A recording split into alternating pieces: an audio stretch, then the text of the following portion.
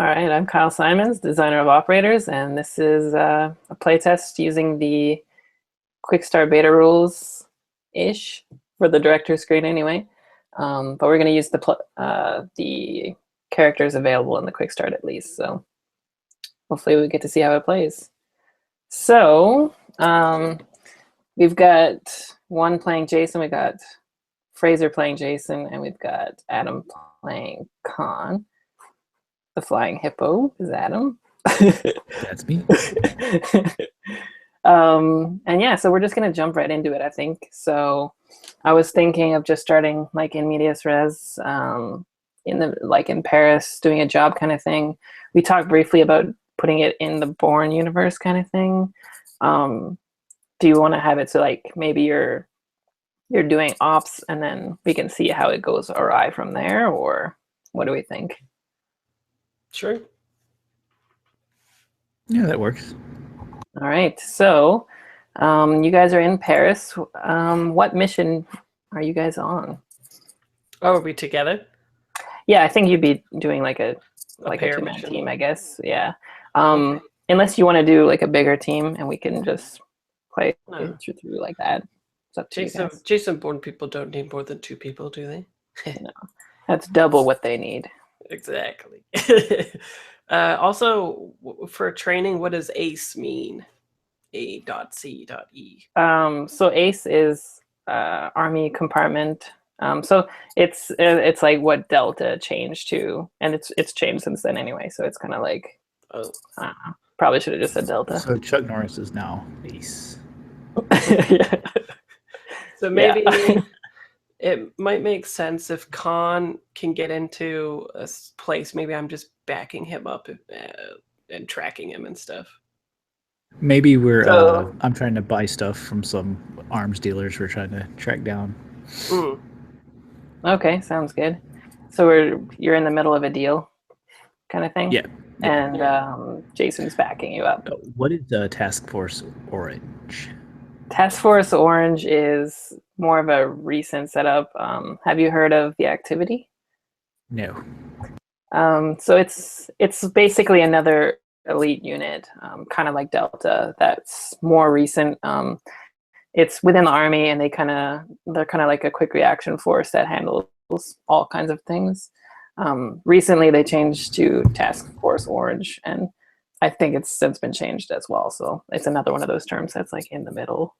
People aren't really sure, but I guess you could say it's a more secretive Delta force, and a lot of their stuff is more based on comms chatter and stuff like that, like human terrain. But it's pretty similar. Gotcha. Cool. All right, so you guys are in the middle of a buy, and I think we'll just start it at the point where maybe something's going wrong. So what do you think could be going wrong? They like flag our credentials or something like that, maybe. Ooh, I know. Maybe I'm like sniping at them and shit, right? And then there's like the lens flare from my fucking thing, right? And they're like, "Oh shit!" I don't know. But you're competent. Oh yeah, right. In this game, we play competent people. Okay, well, Adam, what do you think? How did you fuck up? It doesn't mean that you guys screwed up necessarily, right? It could be like, oh, one of the guys recognizes me from a previous op or something like that, right? Like, he recognizes Or me some from guy you one went to year. high school with is on vacation in Paris. Yeah. hey, I've seen you. Hi, I'm in the middle of an arms deal in St. Peter Square, so. Yeah, actually, where is this deal taking place? Probably not in like, is it like in a really public place kind of thing, or is it like, I figure maybe the like typical one of warehouse? those. Yeah, that works. Warehouse. And then we've got exactly. We've got the word that you've got to work in case anything goes down, and then Jason can start shooting. Yep. All right, sounds good. So let's see. So if you're in the middle of a deal, let's say what's about to go down.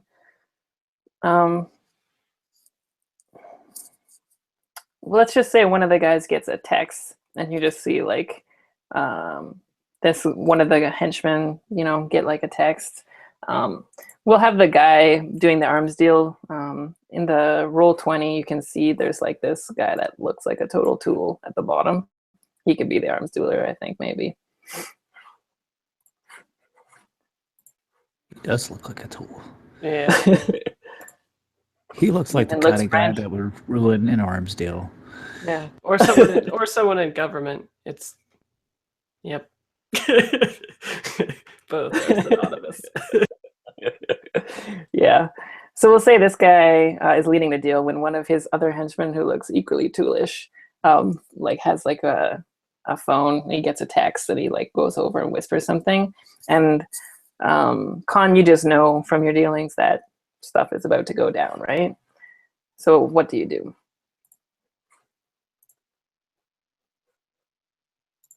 So how many guys are we talking about around here? I think just hit those two, and then there's maybe like a backup of like a car. I'm picturing a big warehouse that can hold, like, you would like drive up into the warehouse in the car kind of thing. Like, it's huge and massive. So there's like a car parked, and then there's another couple guys by the car. And then they have their, is this like a drugs for weapons kind of thing, or what are we thinking?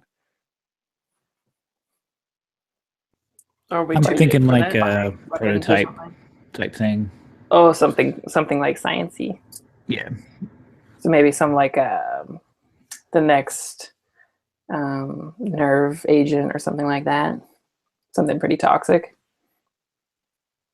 Yeah, that works. It's that stuff in the rock. Like, don't drop it. Yeah, that stuff's real too. I actually can't remember what it's called, but yeah, I know. I read up on that shit. I was not happy with what I. Yeah, that's deadliest thing known to man or something. But yeah, it's a nerve agent of some kind.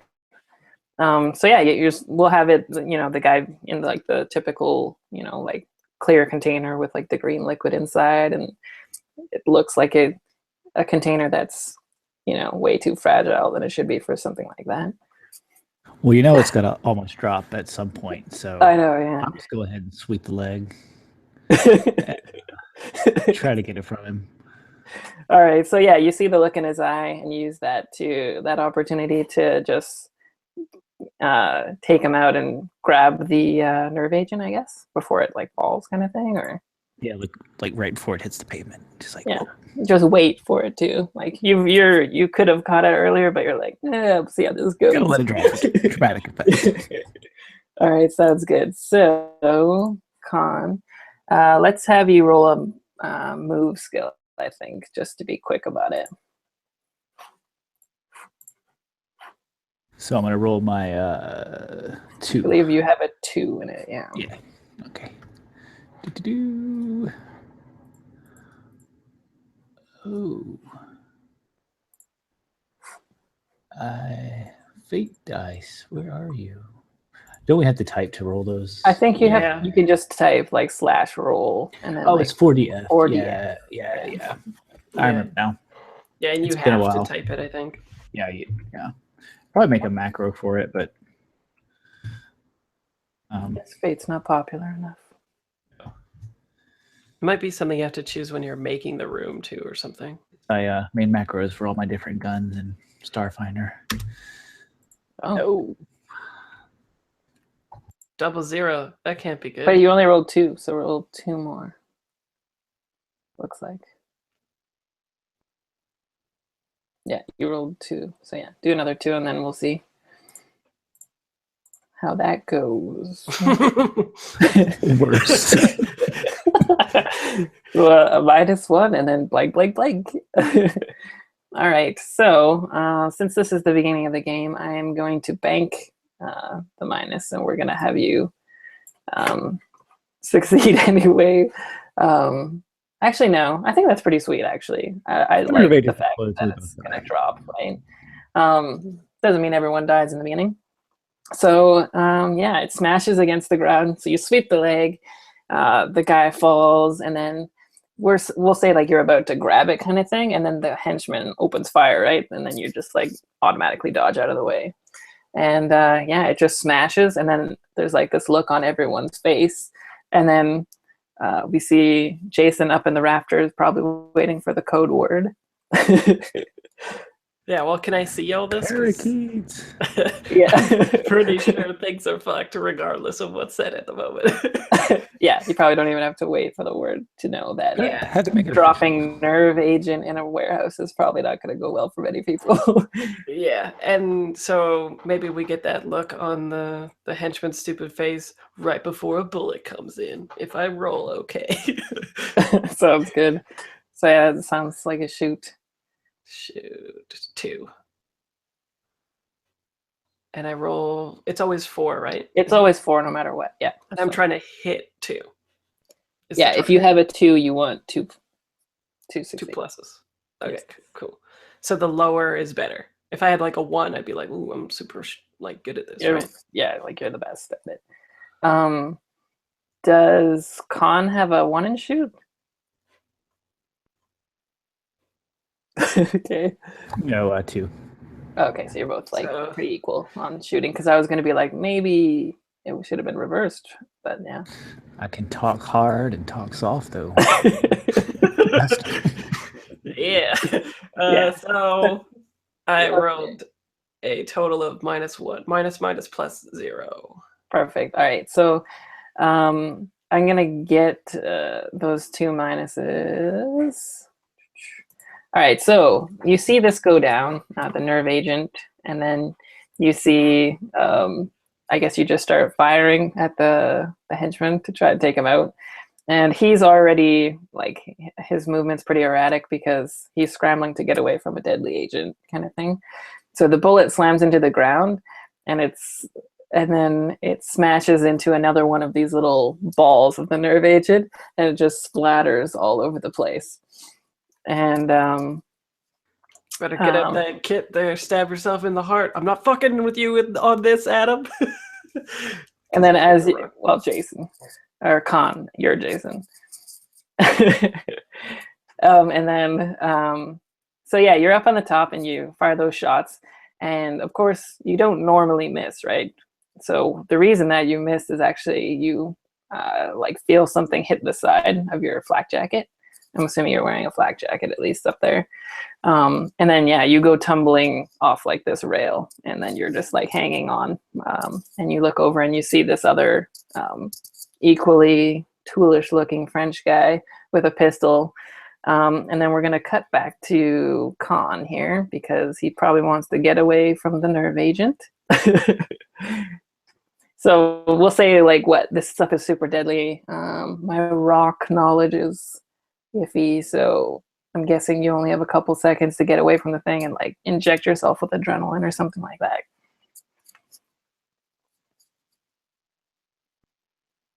Yeah, so we'll say I have some sort of maybe counter agent, and yeah, like you probably packed it because you guys are like, this is what we I'll need. take to my emergency syringe out and just plunge it in my arm as I'm diving through a window. Like, let's get out of here. Sounds good. And then you guys are just gonna leave the other guys to their own devices, kind of thing. I mean, you've probably only have the shot for you. I'm guessing you're not have like a backpack full of these things for the other guys anyway, right? Maybe like radio in, right? But like maybe Con is like with radio contact to Central or something, and can be like package burned, which means like blow this place up, right, with napalm or whatever. Like the city's gonna go down. Oh shit! Good thing it's in a warehouse. Yeah. Yeah, but that makes sense, I guess. Like if the alternative is just to fucking burn it down, makes sense.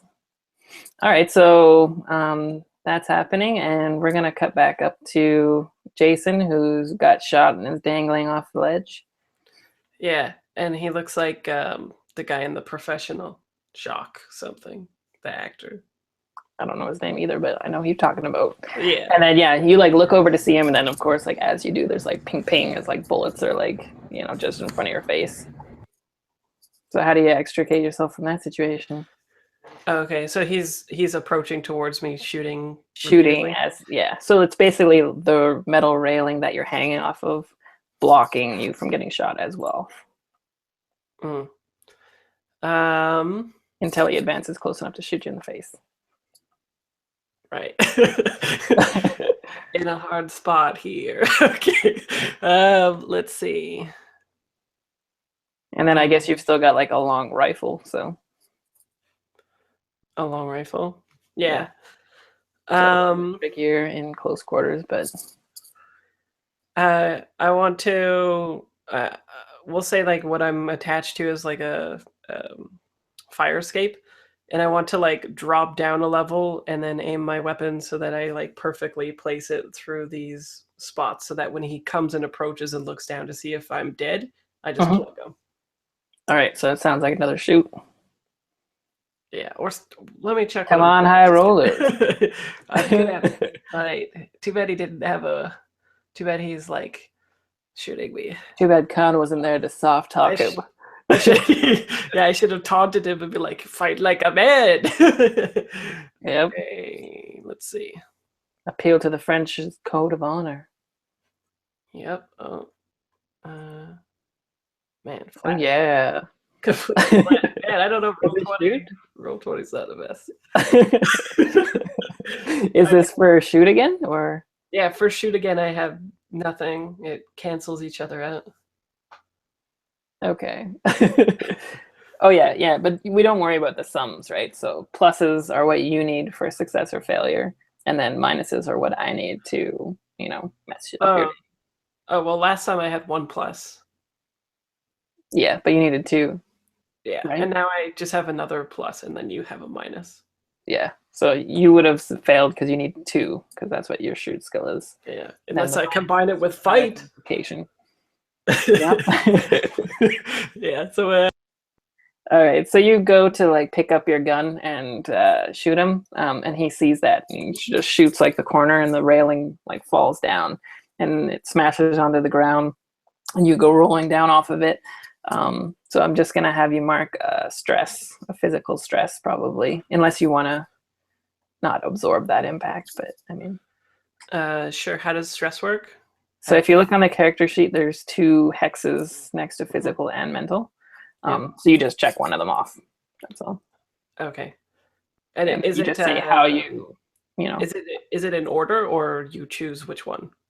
You choose which one, but you have to make it make sense in the fiction. So if it's like mental stress, it has to be something that you deal with like that, or take the brunt of mentally, and physical.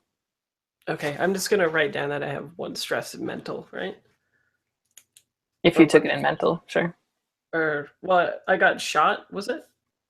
So he shot the railing, and then you fell off the railing, and you kind of Probably physical.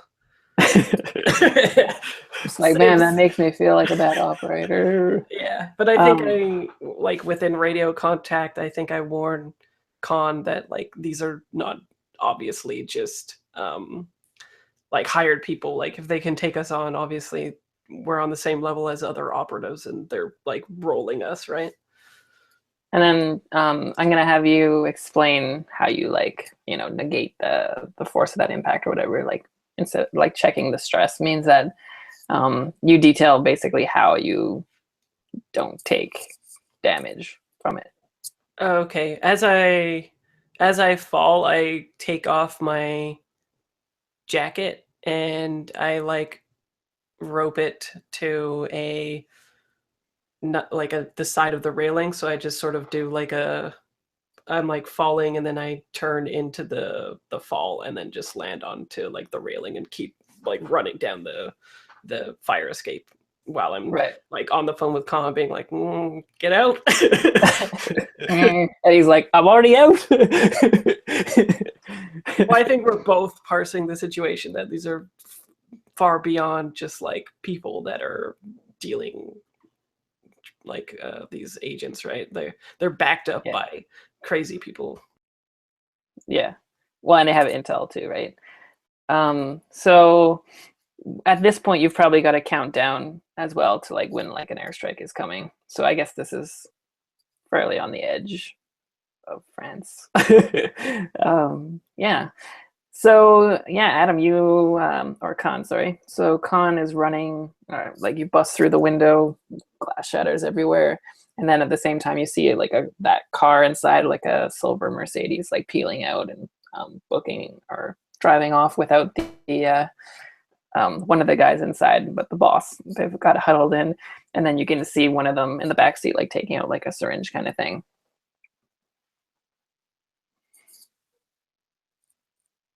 All right. I think it's So time it's for like probably a car coming chase, like right? right in front of you. Pardon? Time for a car chase, right? Sounds pretty good. I'm assuming you guys came there in something. Yeah. What are we driving? Is it a motorcycle or is it like a car? Yeah, I guess yeah, there's two of them. Let's both have motorcycles. That would be cool. All right, that works for me. So Unless you don't want a motorcycle. I have a motorcycle. You have whatever you want. I'm just in the sidecar. Yeah. Oh no. No. Yeah, that's fine. It's all we could find. Um, So you're gonna jump onto like a Ducati or something like that? yeah, just chase like after race them? after them. Alrighty. So Try to basically try to kind of pull up beside them. I mean, these guys have seen our faces. Could get rid of them. So sounds good. basically, try to get into to the side of the back door there, where they've got the boss man. Try to shoot out the window. Perfect. I want to pull him out. Oops. So I'm trying to deal cards and stuff for like the chase scene, just to help me narrate the chase, because that's a good opportunity to do those mechanics. Somehow I dealt a bunch of cards to you, Adam. Sorry, I don't know how that happened. No, I took those myself. Oh, okay. I was just playing with it back there, and it's like, oh, I'll take 5. Yeah, you only need to take cards if you're the one being chased. So I just drew the cards for the boss man there, and I'm putting them on the Roll20 thing here. I guess I should share my screen for that. In the screen. There we go. Does that work? All right, so I drew 4 cards for the boss guy, and we're gonna jump right into the chase. Adam, I'd like you to roll your 4 dice for con there, and it's gonna be drive because you're on a motorcycle.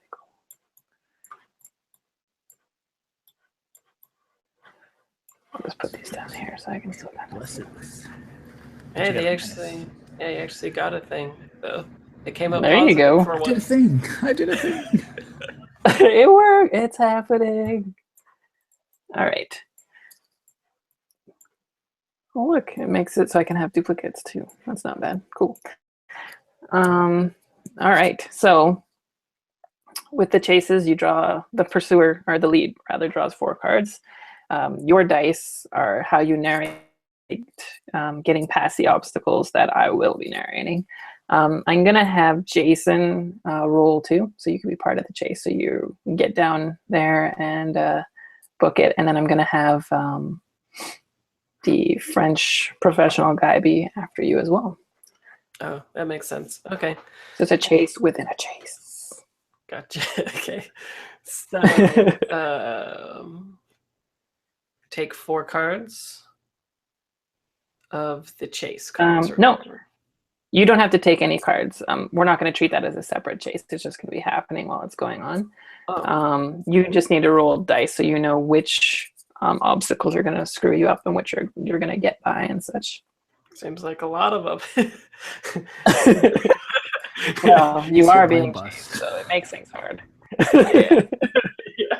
Roll 20s, Maybe. like you thought you were going to be confident today. I know. It's like, actually, roll 20s for D&D. I don't know why you guys are playing Fate on this. Yeah. So you or have at least rolling Fate. You have 3 minuses, and I have 1 plus. Yes.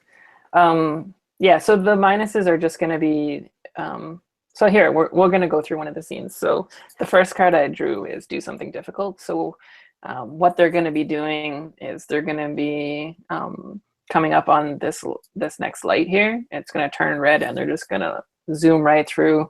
And there's this huge like semi like coming after them too. So depending on how you guys want to work your rolls, you can either put a plus on that and say how you get past it. You can put a minus and say how it screws you up, or you can put a blank there and just say like, you know, it temporarily screws me up, but then I'm back in the chase. Does that make sense? Okay, and we're both doing the same scene basically? Yeah, so the first scene will be them zooming through the intersection, and then you see like this giant semi with like, you know, carrying a whole bunch of like lumber or something like that coming through the intersection, and then we'll cut to Khan on his motorcycle, and we'll, depending on how you want to, whichever dice you want to use, you can narrate how you go So about. maybe the minus happens on that one because it splits us up. I was trying to get connected with him, but the logging truck just made it impossible. So instead of trying to slam into it or whatever, you have to peel off and like find a different route to him. Yeah. And then Khan.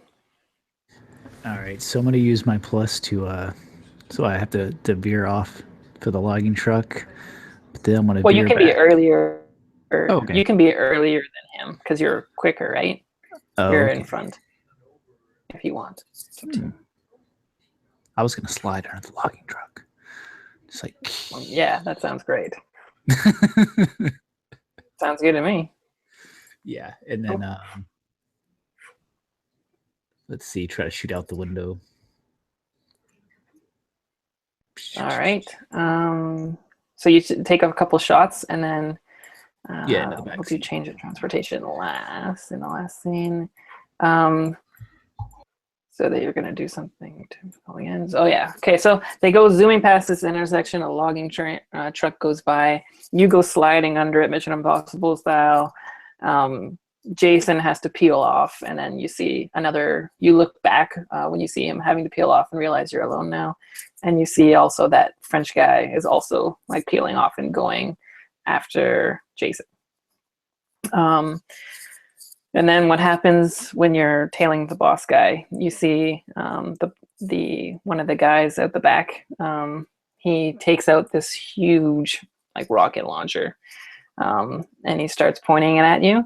And just when you think he's about to press it, the car like swerves along onto like a highway intersection, like going into oncoming traffic, and then down a ramp and onto the freeway. But you also know they have an RPG now.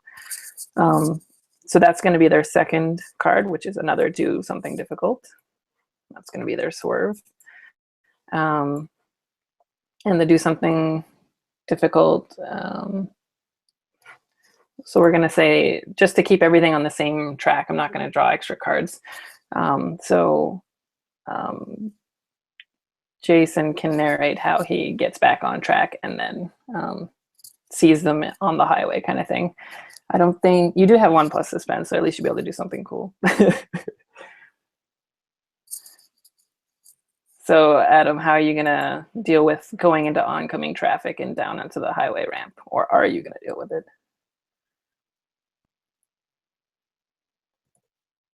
By Adam and Cortino. So I think as they're I feel the need to jump on the roof of a car. It's an important thing. It needs to be done at some point.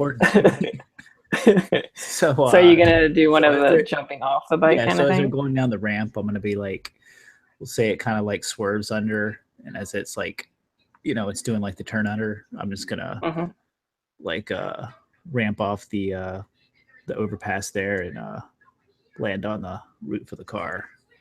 Are you gonna land on the roof of their car or? Yeah, their car. Okay, sweet. So I'm assuming this is a plus.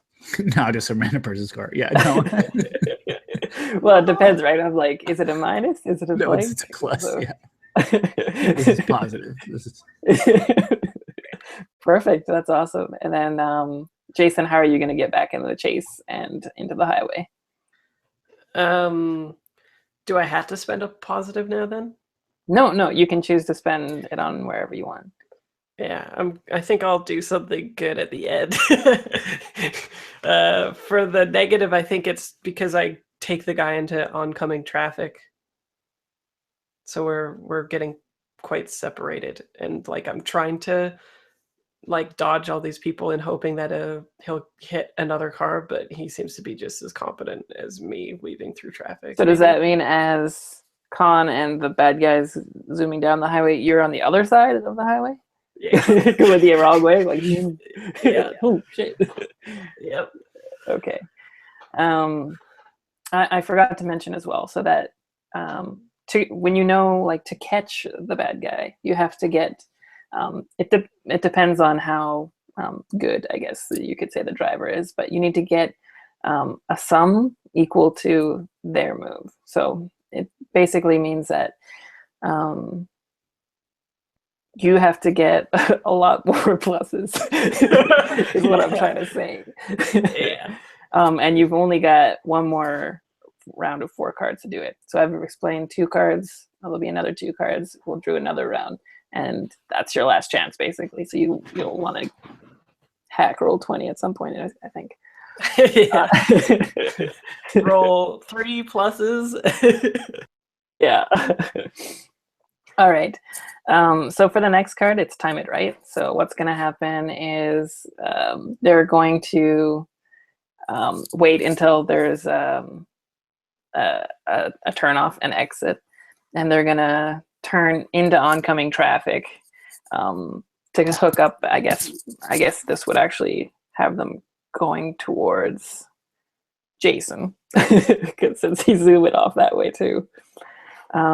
Yeah, so they're going to swerve back into incoming traffic, and the swerve is going to be the thing that's going to try and send Khan off the top, because they're going to be trying to shake you off, basically, and that's going to be like a huge turn, and you're going to be hanging on for dear life on the top. Also, for anyone watching this, I want you to know that last time it was harder for Kyle because we were rolling too many pluses. So that happened. It has happened. In roll 20. So, Khan, what are you going to spend your... Have you used both pluses? Yeah, I use both pluses. All right, so they're going to try and shake you off. Are you going to be blanking it, or are you going to minus it? Is it going to screw you up, or is it just going to give you a bit of a issue before you get back onto it, kind of thing? We'll blank it for now. Okay, so it rocks you a fair amount, kind of thing. Maybe even shakes you down onto their hood, because that seems to happen a lot, right? That works. All right, and then Jason, you now have a bunch of people chasing after you, and you're weaving out of traffic, and you look back and you see the French guy, still taking shots at you. And you see the sedan, the Mercedes, coming up from behind as well. And he's got a rocket launcher out the side of the window. And you see, just as you look back, you see like a rocket come shooting towards you. To me? Yeah. I think that's Okay. a minus. Okay. Because, yeah, Khan is on the hood of their car now. Yeah. Yeah. Okay. I probably don't want to do a minus on this one. I think you only have minus. Oh no, you have 1 plus. I have 1 plus, yeah. So what I'm thinking, tell me if this is doable with my roll. I would like to kill the RPG person with my motorcycle by jumping off of it and sending it in a trajectory directly at that car. Is he like he's sticking out of the sunroof shooting it or something, right? Yeah, I was picturing the sunroof. Yeah. Yeah, He has to kind of like aim it. I want my motorcycle to be like the projectile that hits them, and I want to jump off of my motorcycle. So it's going to be a slightly gory movie. Yeah. Also, I radio. So where do you jump to? I radioed to Khan, and I'm like, heads up, and then I jump to the car beside me.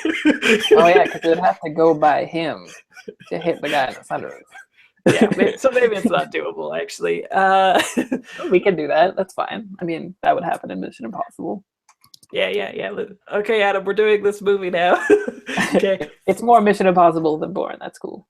Yeah. Yeah. Or just yeah, we're doing a thing. So I'm gonna jump to So where are you ending up?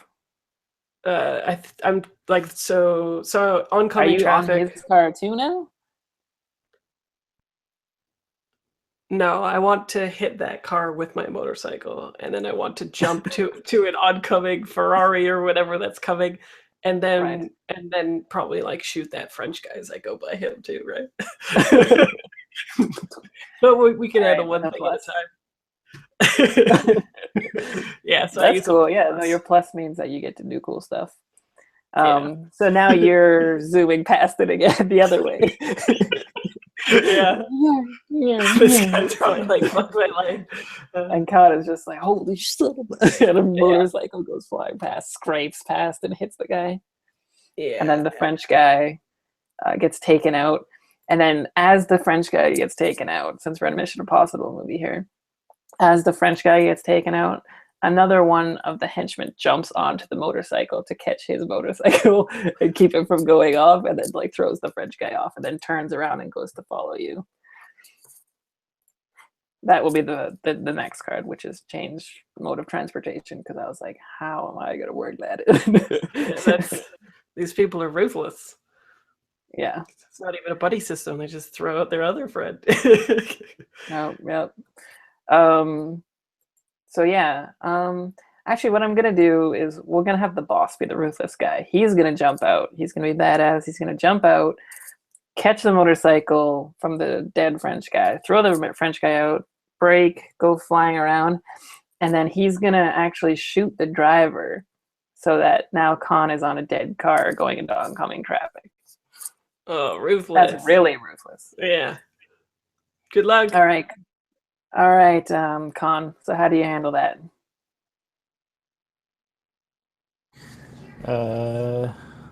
Yeah, I think I only have a negative.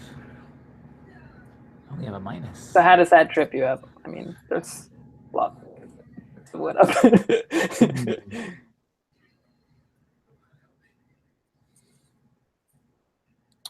We could say like there's a there's like a flat bed truck in front of them, so they just slam into that, and I go flying off the flying into it. Nice. Like, sliding on the flatbed truck, and so I go roll over the side of it, and so I'm just like hanging on to one of those the little straps that keep stuff on them. I can't think of the name, but like hanging from that, and like a bungee cordish type thing or something. Yeah, the that stuff, hanging on that and just sort of being dragged across the road. Perfect. So this is the last round to try and catch the boss. We're going to grab a couple more cards. Oh, you get really. Oh, boop, boop. Huh. That's weird. It says I have 2 cards, but it won't show them to me. Roll 20. I would like to know what they are.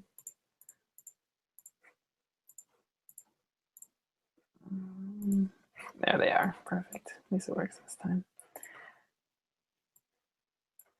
All right, so you can see the another 4 cards that I've drawn up. I've got split them up. Oh. I've got split them up. I've got be unpredictable. I've got change mode of transportation again. And I've got change elevation. All right. I don't know how to get out of that. There we go. All right, so you guys are going to need to roll again. We're going to need pluses. Just to show, there's the 4 cards there. We'll see which ones I use as we go. It's I got 2 pluses, a 0, and a minus, so not the worst. Oh, Adam. Not bad. Oh, Adam. Yeah. All right, so total we've got 1, 2. And what's your drive skills, both of you? 2. 2 Let's see. and Drive. 3. Oh, that's bad. oh, lower is better. Yeah. All right, so that means the boss is going to end up getting away, but we're going to find out how he does. All right, so Well, um, can we make a plus somehow? Is there manufacturing pluses? yeah, I should have actually explained this earlier, I guess. Hey, so there's your specials there. Mm-hmm. So training. Here, let me pull it up. Mm-hmm. If you see the quick start.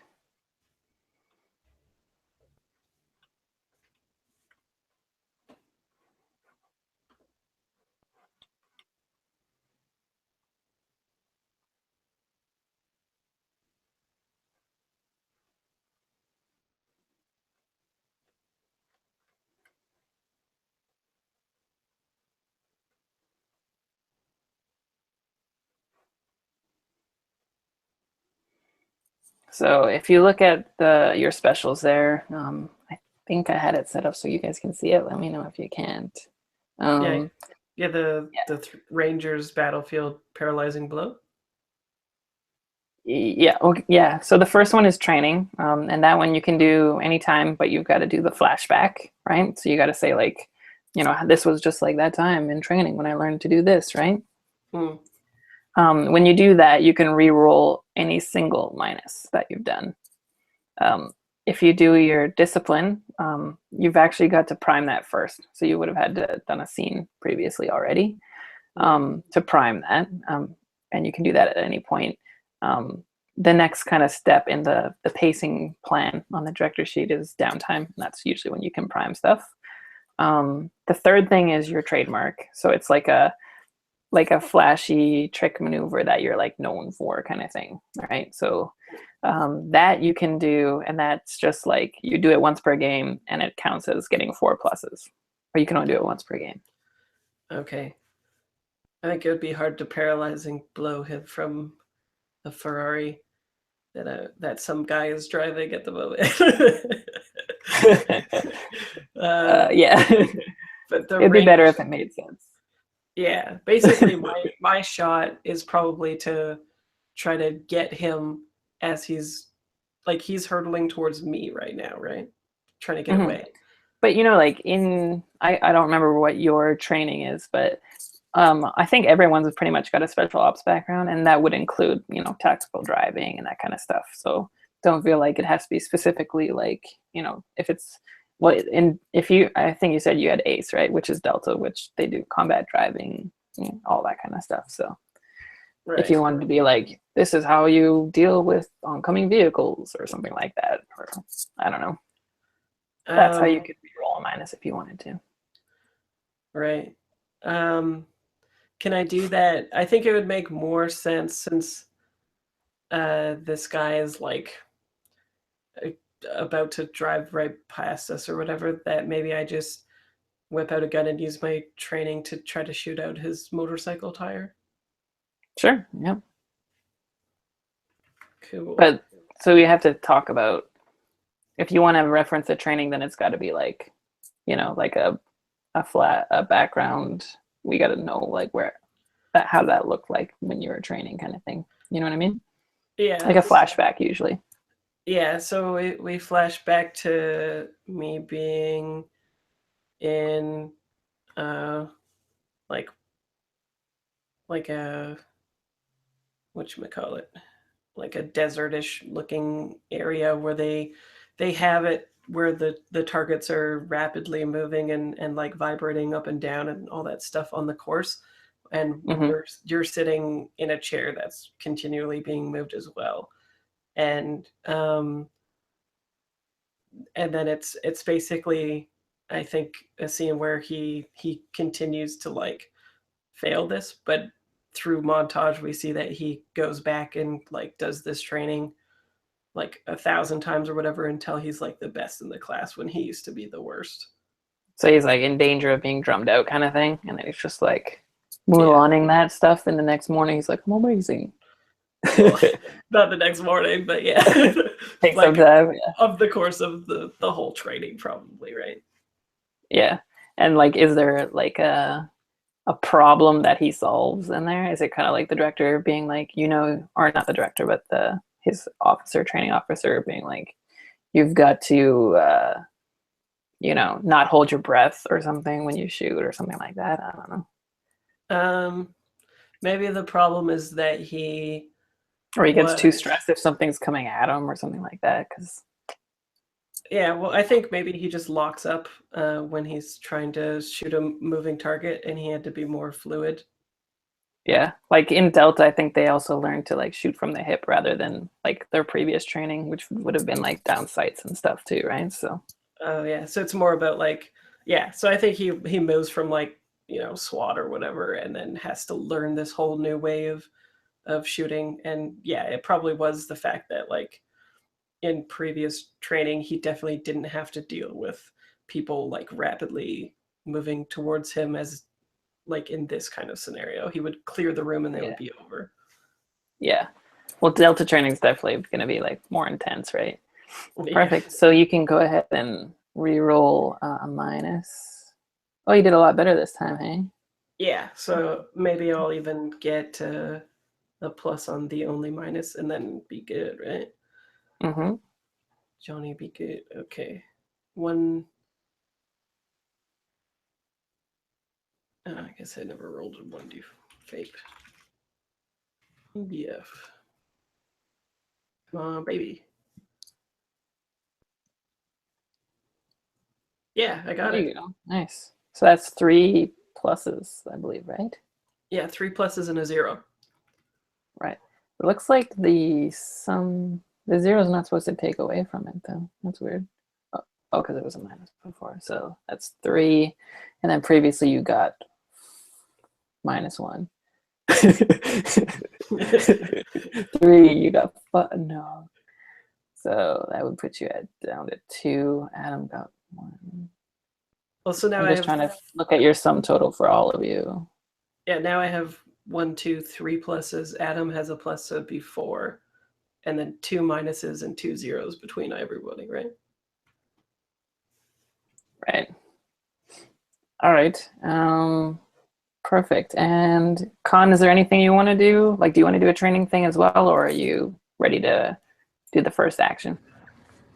No, I think I'm okay. Sounds good. All right. So for my first card,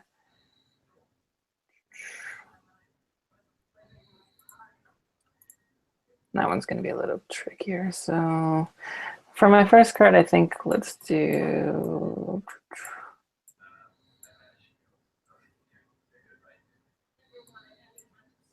change mode of transportation. That'll be interesting. All right. So since we're chasing the boss now, and I think he's the only one left at this point, yes? I think so. Yeah. So he's coming at Jason at this point, and he's going to zoom at you, and he's actually going to jump off the bike and take a couple shots at you, and then he's going to jump into like a, he's coming this way, it would be into a driver's side of a car. So he's going to try and get into a car, and he's going to use the motorcycle as a weapon, because that's what this movie's about.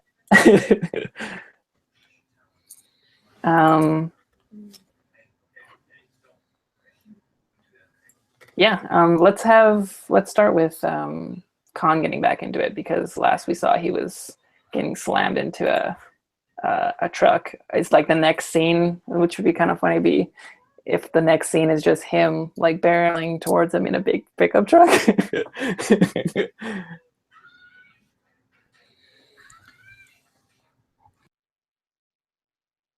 Well, or not. let's see. Whatever you want.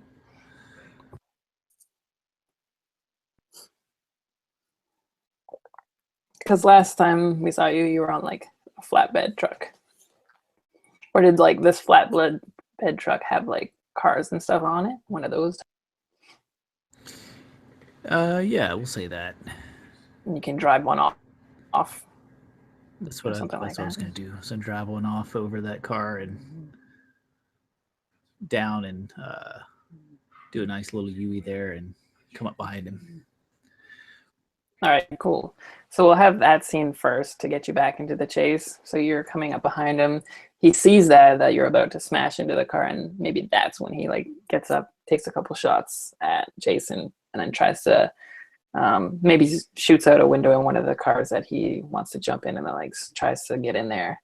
So he jumps into the sedan, and yeah, you guys can use your Fraser's got 3 pluses and a 0. You can continue along with the narrative there with whichever dice you'd like to use.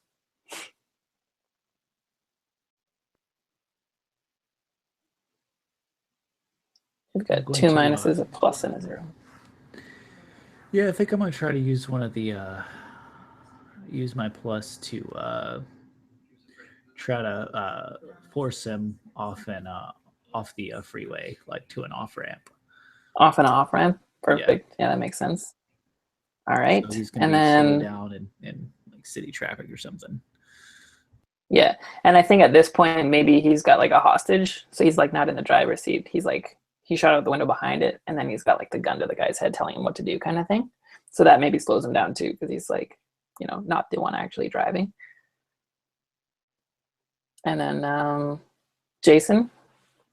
I think I'll use so my. you would have. I'll use my 0 first, because I think what happens is I tell the guy to pull over in the Ferrari, right, and get out, and then I continue after them. Oh, okay. Yeah, because like the guy was in the car or whatever. Temporarily slows you down. Yeah, exactly. And then I Perfect. peel off after him. Awesome. All right, so that leads nicely into change of elevation, I think.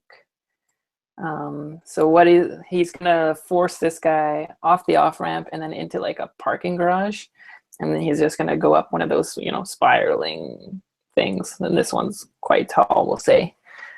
So he's gonna try and lose you by shooting up suddenly, like telling him to like, you know, veer off and go up this parking garage and try and get to a higher elevation. And let's go back over to Khan. So you would have been tailing him, and then he suddenly peels off and goes up this parking garage. So I guess one of the minuses probably. Yes. Or the 0, because you have a blank. So whatever you like. All right. Yeah, I guess we'll just use the blank for now to trip me up. Yeah, so maybe you temporarily, like it catches you off guard, and then you have to like swing back around and then go up and follow him, kind of thing. Yeah, or like I overcompensate and run off the road a bit and have to get control of the car again and come back up behind him. So perfect. And then sounds good. And then Jason. I only have pluses now. What up? So maybe we get the Fast and Furious drift scene with me going up these ramps like crazy fast, because I know how to drive like this. In a Ferrari. Yeah, and so maybe, and we see you gaining on him with the plus. Yeah, gaining on him, exactly. So where once I was probably a little bit far behind, now I'm, you know, pretty close or whatever. Alrighty.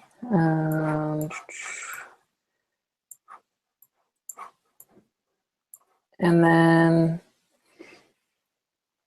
okay, so my next card is going to be split them up. So what's he going to do is he's going to shoot the driver just at like one of the exits of the ramps, so to like block the entrance. So you basically have to like ram the car or get out to chase after him, and then he shoots the driver, climbs out of the car, and like starts running down the parkade kind of thing.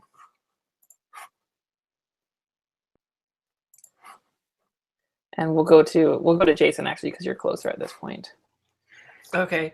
I want to like do the handbrake action and stop the car like like an inch or a millimeter or whatever from the car that he parked, and use the momentum to like as it's skidding and doing this, I'm getting up off of my seat and jumping off of the car door to like do the crouching leap over his car and start like fucking running after him.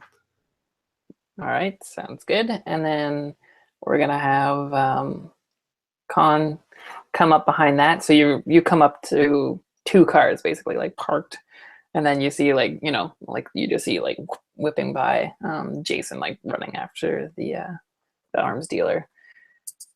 Let's call him Andre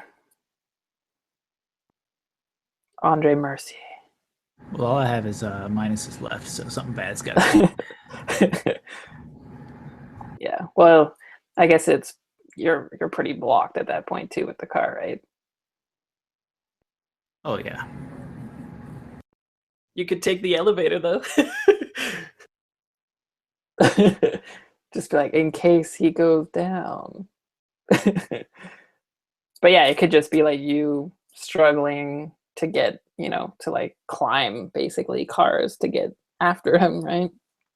That makes sense to me. And it splits you up, so it makes sense. And then for his last gambit, he sees that he's about to get boxed in a corner. So what he's going to do is open up his jacket, and he's got a couple grenades, and he pops them off and he like rolls them towards your guys' general direction. Probably one underneath the car too, so we can get a big explosion out of it.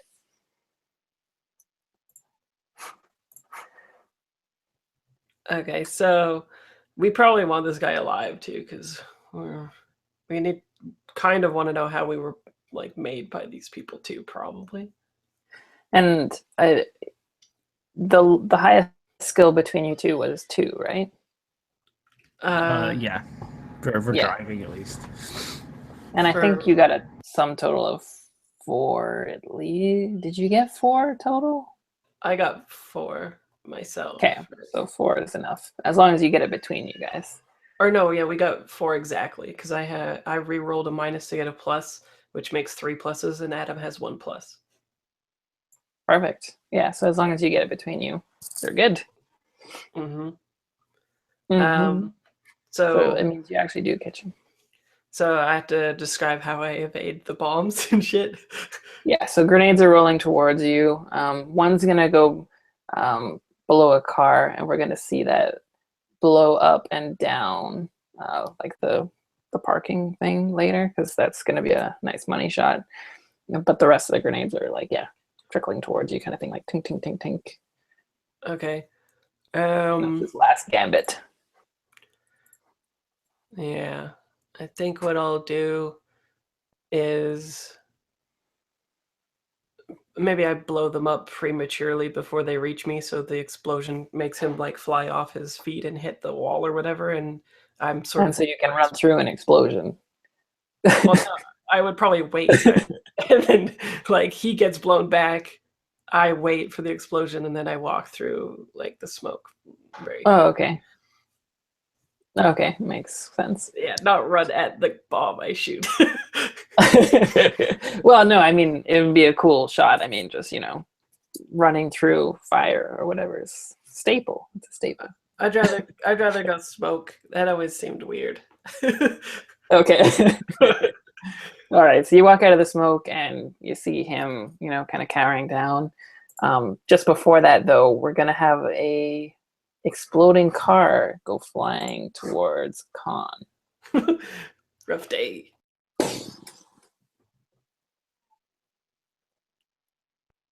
And a minus in this case doesn't mean you have to, take damage or anything. It just means it's enough that it slows you down in a chase, and I think an exploding car coming at you would be pretty good at that. Yeah, I get blown off my feet or something, bit concussed, ringing ears, Yeah. all that.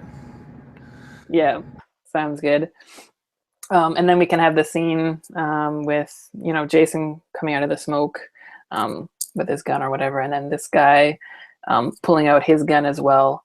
And then we'll have Khan come up later, you know, after recovering from an exploding car coming at him, kind of thing, and smashing near him, we'll say.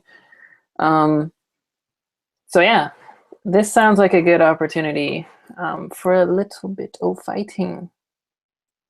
Yeah, we can do some whatchamacallit, gun CQC, whatever it's called, gun fu or whatever. All right, perfect. So the fight stuff is all player facing. So you need to get 4 cards. Okay. Draw 4. Got it. And then place them, and then do the 4 dice, and then you assign it to each card. 1 die to each card. Similar to what we did with the chase.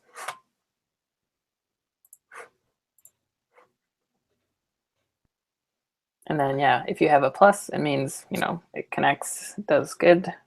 Minus means that it's countered, and then blank means that it's blocked. And my fight is 1, so here's hoping. 4DF. Okay. So I got Nice. a plus, a minus, a 0, 0. So I do succeed at it, though, right? You do, because you have a 1, right? Yeah. So let's have it begin with a 0 with the heel kick. Okay. With the minus, though, what it normally means is that you would actually take stress, but a 1 in that skill means that you have 3 temporary stress. It's like soak in just for that fight. Oh, nice. Okay, so yeah, so you soak up 1 from your temporary fight. But yeah, you can arrange those dice, and then you make the story of that fight just by arranging the dice and saying, you know, like, I go to axe kick him, and then he grabs my leg and throws me into a car, and whatever kind of thing. So I fully narrate it myself? Yes, yeah. Okay, cool. So I think what happens is he gets up and he does a heel kick on me. And what happens is I like put up my like arms in a brace and I go sliding back because it was very forceful. And then I go in for a punch, and he like ear slaps me on the sides of my face, and I'm like a little bit disoriented, so that like the audience is like, oh shit, this could go either way, right? And then he does an axe kick, which is like bringing his foot down on my face, except that I've like turned it aside. And then the fight ends abruptly when I do a snap kicks in his solar plexus, and I have like the look on my face like Jason Bourne, where I'm basically just like, I've analyzed your fight patterns and now it's over, right? And it's just like the one very precise movement that just takes him down in the chest right here. Perfect. With my knee. Sounds good. And then we can have that be where Khan comes up with the pistol drawn too, just to be like, you know, yeah, you're if you really want to start something, it's not going to happen, right? Yeah. You extra effed now. Perfect. All right. So then we can just have we'll have like a scene where you kind of like radio in, and then you guys get pulled out kind of thing. So do you guys want to do a downtime scene, or would you rather we just like go and introduce the villain so you have time to think of what you want to do? Whatever you think. Downtime. So in downtime, downtime is just like, now that the mission's done, we get to see like a little bit of their life, like what they do when they're not being Jason Bourne or whatever. Okay. And that means it's usually a good time to show inner turmoil if you want to, or to prime one of your specials. Okay. So in particular, the discipline one, because the training you don't have to prime if you don't want to. It's flashbacks. If you want to incorporate that any way you want, you can do that. And then the trademark one doesn't have to be primed. It's just like, it's cool if it's referenced though, at some point, but you don't have to. And then mechanically doing our inner turmoil does what? Heal stress? Yeah. Okay. One stress. Then I have one stress I would like to get rid of. I'm so stressed. I'm so stressed right now. I'm so stressed right now. I'm physically stressed. And so do you guys want to do villain first or downtime first? Or we can mix it up in between, whatever. What do you think, Adam? I can start with the baddie first. Sure. All right, sounds good. All right, so I think it's always good if it ties into the bad guy. So we can just have this main guy. I was gonna have him be like a like this Turkish guy. He's got like this huge, so the scene will be like this huge kind of mountain villa like you'd see in like, I don't know, Colorado or something. It's almost like a fortress, right? Very villainy, except it's very wide open. There are like plasma screens everywhere. People are doing like very tranquil things like yoga and stuff like that. And then you go into the place, it zooms into the third floor, and you see this guy with like a beard, a very nice suit. Everyone around him also has very nice tailored suits and stuff. But you see one of the guys is about to pay for a mistake made in Paris, a gun deal gone wrong, I think. Because I think it's nice if it connects like that, eh? Not just be like, and here's a random new villain. And then so I guess like as we were calling in to take that guy away, then that's when like the napalm hit the building or whatever too, or it was a while ago. What do you mean take the guy away? Did we extracted this guy, right? It's like the boss of that part, yeah. Yeah. Okay, so but also But I was thinking the warehouse also got hit by napalm too, though, right? right, yeah. And then Okay. we see like that one guy that was inside the warehouse still. Now he's in this scene and he's like paying for the mistake kind of thing, right? Like Okay. how could you know or whatever, or why didn't you know rather? And then the warehouse is, I don't know, probably valuable to him, right? So this is where we get to see this, you know, if the guy before was ruthless and he was pretty ruthless, this guy is like the cause of the ruthlessness or whatever, right? So yeah, he's talking about the warehouse getting hit and saying, why did it take the BND to like finally come to our aid before you realize this was a trap? Like anyone could have seen this coming if you just examined their credentials and taken the time, that kind of thing. And then you see the guy like blubbering on the floor, of course. Now, how are we going to get this guy? How are we going to show he's ruthless? What's he going to do? He's gonna Is it just going to be like straight up like torture and killing kind of throw? I'm so ruthless, I'm gonna poke you. Maybe he's maybe he puts him in a room and makes him die with one of those chemical things. Oh, like the VX1. I think it's actually called VX1 now that I think about it. Yeah. Yeah, that'll be a good thing, right? And then you can we'll see him as he's like, his skin is like sloughing off and stuff, and he's just saying, you're actually lucky you get to die this way. Like in my day, we would have, hooked you up to a steel bed frame and like put wires on your genitals, like thrown water on you and watched as you like spasmed and broke your bones in your arms and legs and died. And then we see it cut to him, and he's like, his skin is like sloughing off, and we're like, maybe that's not so much worse. And then yeah, he says, initiate phase 2. I want 3 strikes in Paris within the hour. And then that's a good time to cut to you guys in downtime, I think. Cool. So yeah, it's up to you guys what you want to do.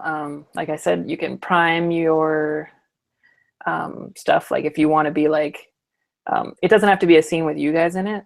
It can be a scene of like the bad guys, and they pull up these files, and like, these are the assholes who killed my men, and like, look at all the shit they can do. They're amazing, or whatever. Or I really want to kill them, or whatever that turns into. Or it can be like a scene of you training in a gym, showing off your Krav Maga or parkouring or whatever you want to show. Or like Fraser was saying, if you want to try and recover from something, you can do inner turmoil. Yeah, I'll probably do that. The inner turmoil one, unable to treat training officer in time. I think maybe how it looks is like I get home and it's very Spartan. There's nobody there to like greet me or whatever. It's just like a townhome that's small, and there's not much way of like entertainment, and we learn about all his training and stuff by looking at all these medals and him doing all that, and then we get into like a maybe not a flashback, but he got some kind of medal for attempting to save this officer, like a Purple Heart or whatever, but never actually did it in time, right? And so it's like a tormented, a constant reminder. Yeah, they were like, "Ooh, good job," and he was like, "That was the worst moment of my life," and they're like, "Here you go, reward." He died a little. Yeah. Yeah, but the fact that I like ran in there at all or whatever is all they care about, or whatever. So does he like keep this medal on him to remember, or is it like, where is it?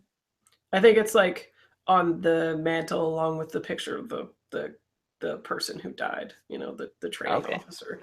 And it's probably going to be the same, you know, actor or whatever who was playing the one who taught him how to shoot properly in that, all the moving targets and all that kind of stuff.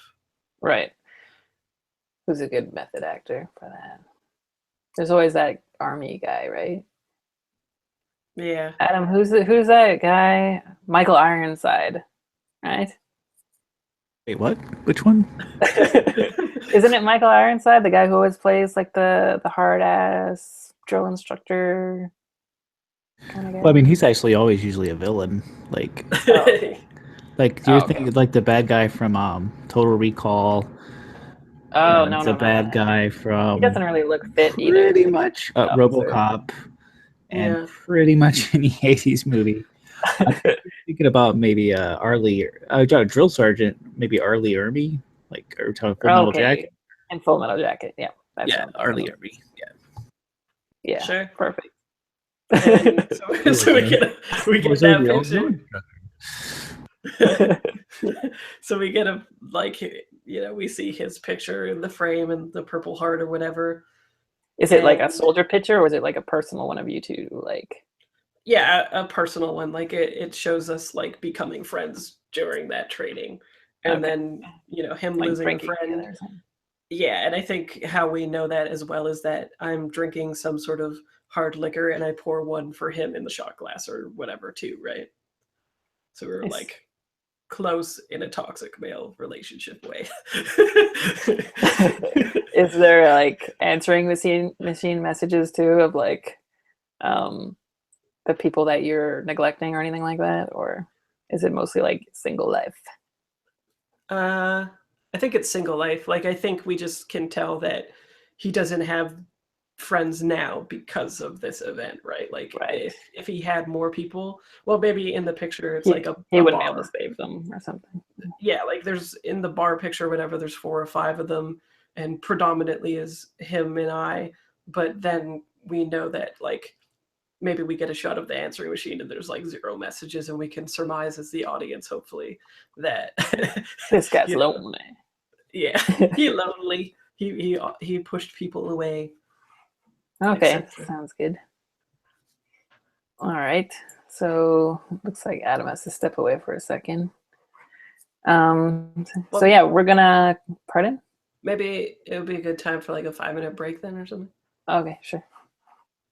Cool. I just need to go to the washroom. So- Sounds like a really good time for one then.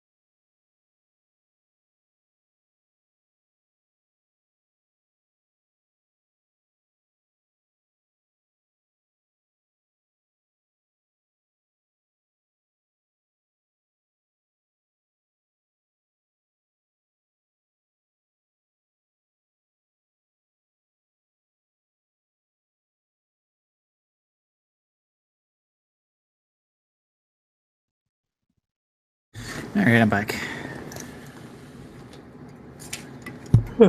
Welcome back. All right. Do you have a scene that you want to do for downtime at all? Hmm. You didn't really take any stress, so. No. Nah, I didn't. So.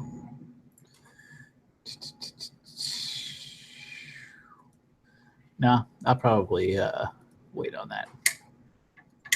Okay. So I think, yeah, you guys can just tell me what you're doing, but you get a call, and you know it's like high priority. Are you guys working for the government, you think, or are you like a private outfit, like a PMC kind of thing?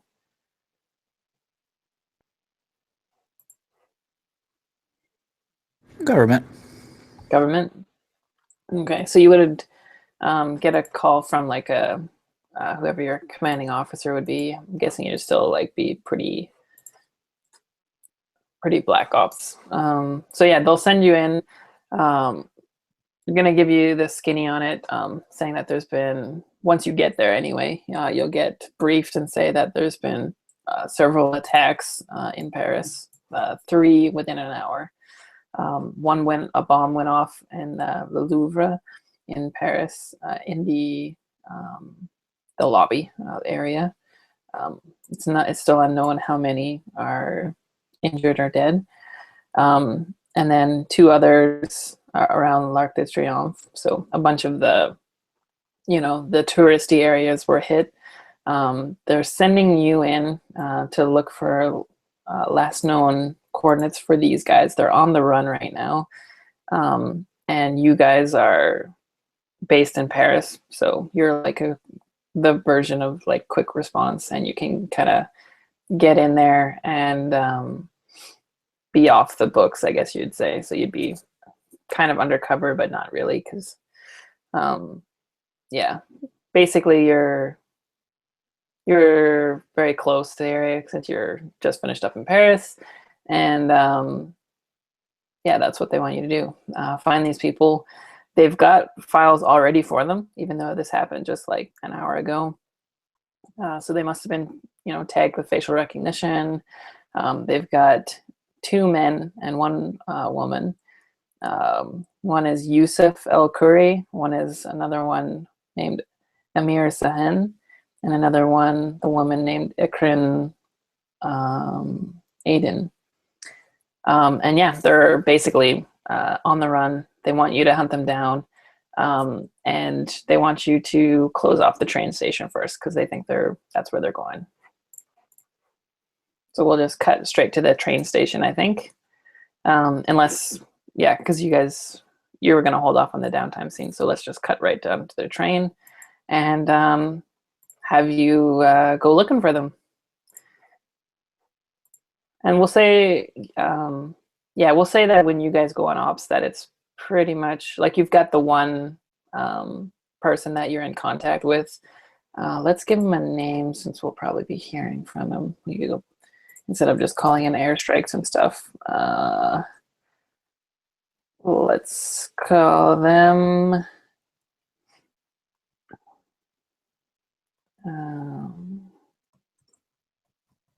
maybe like a colonel or something. Control the unit.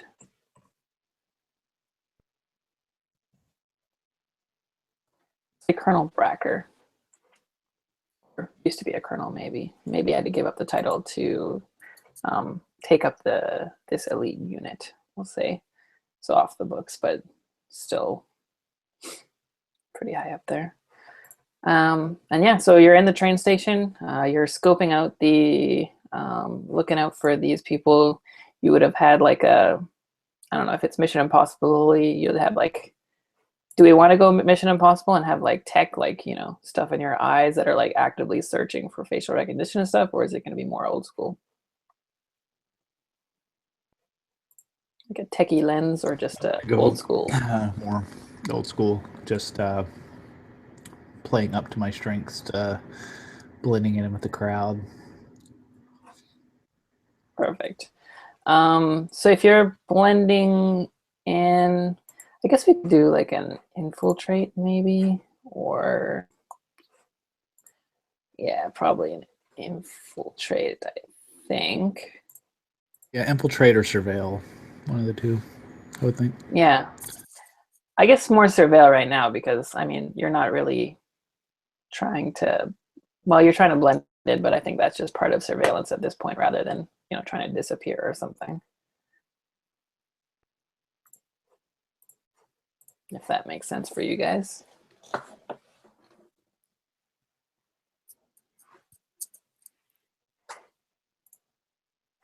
I got 2 minuses, a plus, and a blank. And you have a, I think the 1. face guy would probably have a pretty good, yeah, you probably Yeah, have a 1 good surveil. but you still succeed. But you've got 2 minuses. All right, so you're going through the crowd and everything. You're blending in Paris. I mean, there's a fair amount of panic, so there are people like getting kind of irritable and stuff. But you do catch a glimpse of like this woman trying to tuck her hair away, kind of thing. And then as you pass the garbage, you see like a bunch of discarded bags. So they've probably changed their clothing, sorry. And then you see the woman tucking her hair under like a hat kind of thing to look a little more manly, maybe. And as you do so, as you spot her, I guess you could say, you actually see this. You catch this. You get this uneasy feeling as you see another couple people across from you, across from the train station. They look like they're trying to blend in and stuff, but they are obviously spooks. Like you're not sure what the deal is there. You can't really place if it's an American team or something, but there's definitely another team. You don't know if it's there to supplement you or what's going on there, but you definitely spot them, and they come towards you, and then one of them looks at you, and you see like this glint of like recognition there, like you haven't seen them before in your life, and they look very nondescript. Maybe it's from the criminal record. Your criminal record? Yeah, mine. Yeah, like you know that you're somewhat more known, I guess you could say, than other people, in the unit rather. So yeah, you see like this hint of recognition there in their eyes, and then you see like that one who recognizes you is about to they like change their trajectory and align for you, and then another one of the units that you saw first, they catch a glimpse of the person, the woman with hair as well. So what do you want to do? Does it matter to you that they've one of them's pinpointed you, or do you want to go after the girl? I think I'm gonna focus on the person in the hat. So Okay, so you're just gonna go on a tighter path to the girl before that guy can get to her? yeah, I want to try to make it her before they do. Okay, perfect. So I'm gonna bank. You got 2 minuses. I'll bank one of them, and then so we'll say that you can get to her. You spot her. You get to her right away. What do you want to do? Do you want to like try and take her out? Do you want to try and guide her somewhere else? What do you want to do? Or you just want to follow her at this point? I think at this point I just want to follow her, but if you get in a better position to take her out. Okay, so if need be, but at this point I don't know for sure that she's, one of the people, right? Or yeah, you're not sure, but you're pretty like it's the best lead you've got so far. And then almost to confirm it, you also see the guy that was beelining it towards her. You see them pull out a slim knife, and they also like pour something. Like the knife, it looks kind of like glinting or something, like some kind of thing, like a poison or residue or something like is dripping off it, and he like kind of pulls it out of his like sleeve kind of thing or whatever, like one of those things that sits there, and you can tell that he's just going right in, and he's gonna try and stab her in the neck or somewhere vital, probably. And you can bet that it's poison.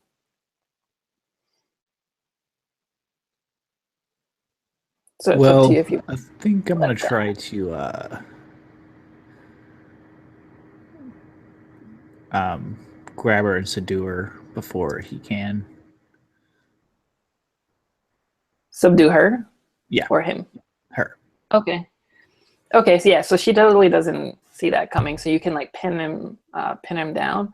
But as the guy sees you pin her down, you see him like lunge right at you with the knife thing.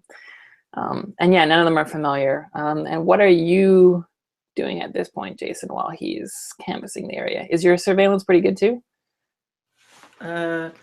My surveil is 1. Yeah, so very good. So you guys are both like pretty up there for that. Yeah. So you guys have you split up and are like kind of searching different areas, or do you see this happen, do you think? Yeah, I think that like where we work in pairs like this all the time, so I think maybe now is when the audience is clued into the fact that Khan deliberately drew this person's attack, and I'll be like there to take the guy out, maybe.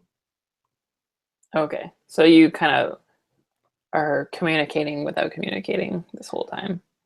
Yeah, like we had already drafted this plan or whatever. Like you'll be the bait and I'll be the catcher or whatever. I think we're mixing metaphors there. Yeah, I don't know what the other thing of that is, but I want to basically like have appeared behind him and grapple him in such a way that he stabs himself instead of Khan. Okay, I'm gonna have you roll fight for that. Okay.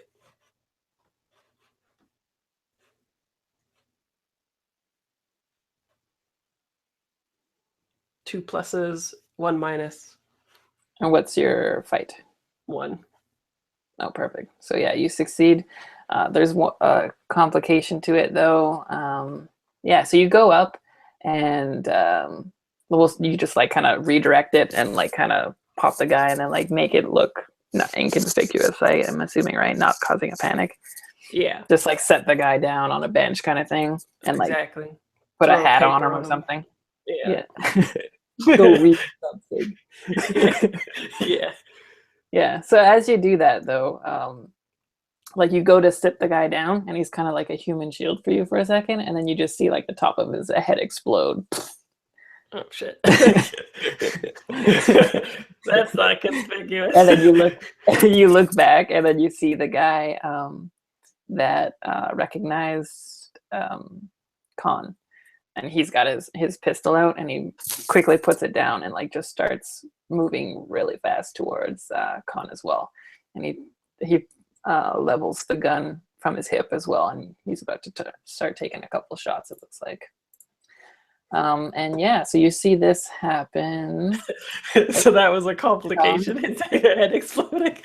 It is a little bit. I mean, you still succeed in your task, but there's a complication, right? Yeah. Poor like guy. your task wasn't to be inconspicuous; it was to take him out, right? Yeah, he died in a different way. Well, you killed him. Like you can be sure that poison was probably. Yeah, I just didn't get to hide him as well. Yeah.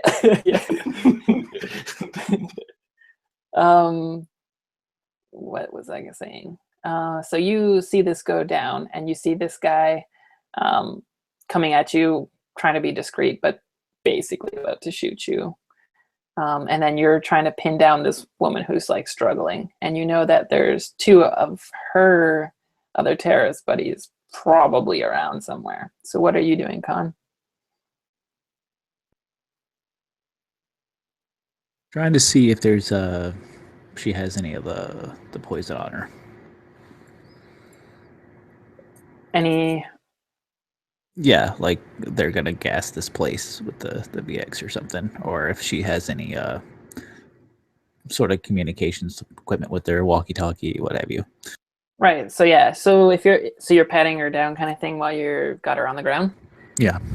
All right, so yeah, you immediately find that she's got a pistol at this in the small of her back, like a really small, like a little Beretta, with a silencer on it, and then she's also got a small little vial, and you can tell it might be the VX1, something like that, because a really small amount is enough to take out like the entire area, as you know, and it's one of those crush capsules, so you just like squish it and like chuck it, and then it would eventually seep out. And then she's also got a comms device in her ear, like a pretty high-tech one that actually looks American made to you. Right. Oh, she also has a wallet. If you, I don't know. I'm gonna grab that and the pistol in the small of her back. I'm gonna take it out and just put one in the back of her head and grab the thing out of her ear and try to find her friends. I'm gonna put it in my ear to kind of listen. Perfect. Okay, so yeah, you put it in your ear and you hear chatter. You can hear them saying, coordinating with each other, and they say the last thing they say is Anna's gone dark, and obviously you know Anna. That wasn't the name you've been briefed on, but it's probably one of her code names. It says Anna's gone dark, and then they say, and then one of them says peel right. And also, there's a guy that's takes a couple shots at you. So from your back there, I'm gonna get you to go ahead and roll a move or something if you don't want to get shot. Seems likely.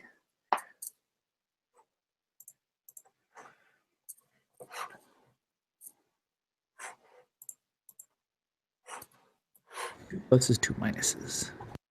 And what's your move? Probably at least 1 or 2, I bet. 2.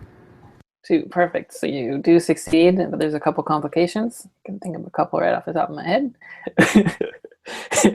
Yeah. So you roll out of the way. A couple shots like slam into the let's say the subway cart that's pulled up.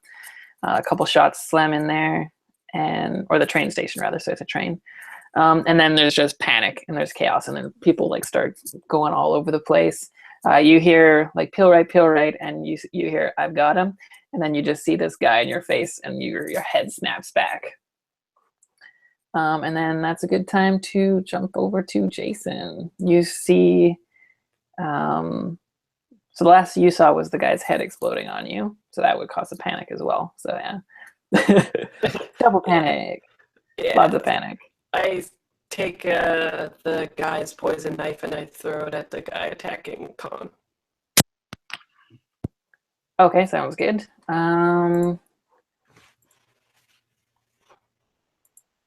Where is your character sheet, Jason? So yeah, let's just have. I think we'll just stick with fight for that, because yeah, Okay.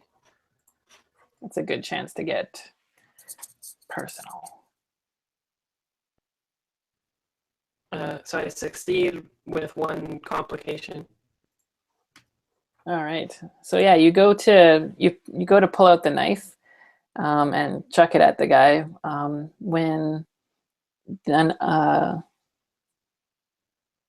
you're chucking at the guy that's shooting at him, right? I thought somebody, like his head snapped back because someone punched him or something, maybe. Was that what happened? Right, but there's also the guy that was shooting at Adam, right? Oh, yeah, I'll go. I'm like, that seems imminent. Yeah. I'll do that guy then. Yeah, I'll throw the knife at him. All right, so you throw the knife at that guy, and he. Am I the only one that Jason sounds like a robot now? No, yeah, I noticed that too, but I wasn't sure if it was just me or not. So. Like a robot. Yeah, you're all crackly and stuff. Right now? Right? Yeah, it's pretty. This whole time? Consistent. Okay, Not the whole well, time. No, just in the Like past, the last like time when you started your turn. Yeah. Oh, weird. Okay. Yeah, it's not Is going it- away though. Okay, hold on. I probably should have said something.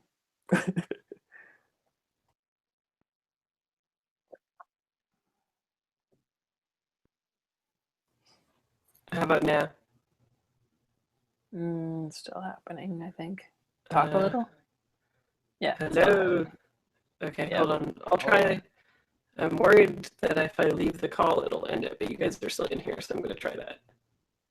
Suddenly, RoboCop shows up.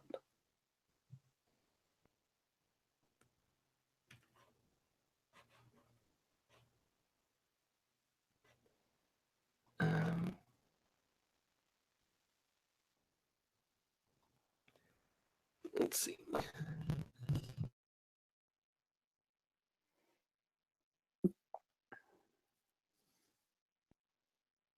How about now? That's good. Nice. Yep, Cool. way better. Yeah, perfect. All right, so you go to tug the knife out of the guy, and then just as you're about to throw it, someone catches your hand. So you still succeed, so you can just narrate past this complication. But we've Okay. also got another guy on the scene, presumably So- the other terrorist guy. So there's 3 people, right? Yeah. Okay. So this guy grabs my hand and like the hand that I was using. So yeah, he grabs your hand and tries to force the knife on you. This is still in the same action though, so you can just narrate past it because it's just a complication. Yeah, I think I just spin with the guy and use his own momentum and arm to throw it at the guy. All right, and then I'll cool. be in combat with him after that. Perfect. So I'm gonna put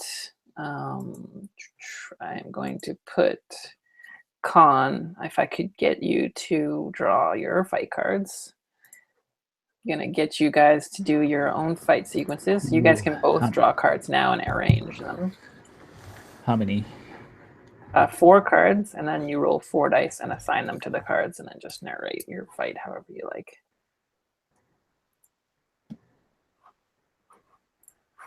Maybe I'll show that screen so people can see it.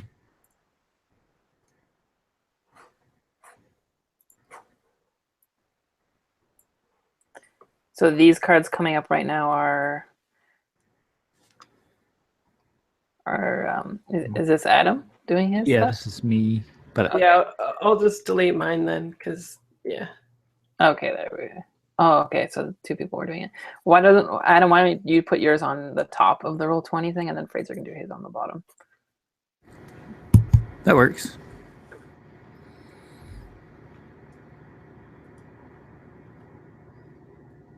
And then we can cut between you guys doing your fight.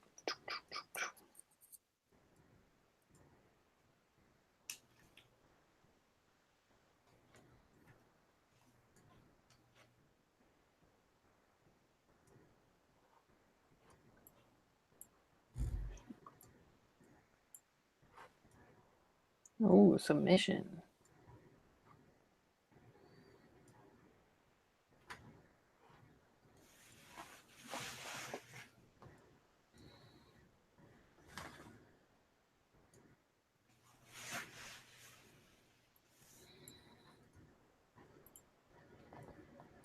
So that's Fraser on the bottom there with the uppercuts and stuff. And the submission. Yeah. Okay. Adam's arranging his stuff up top. One of my cards disappeared. Right.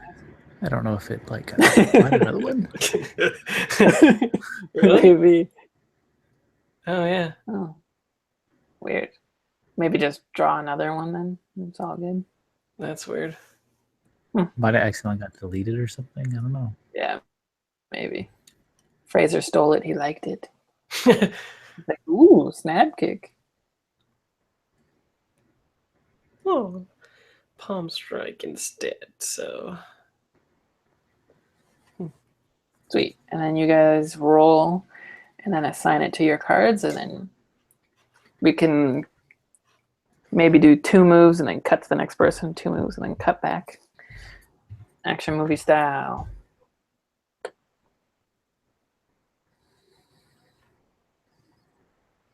So minuses mean that they counter and hit you with something.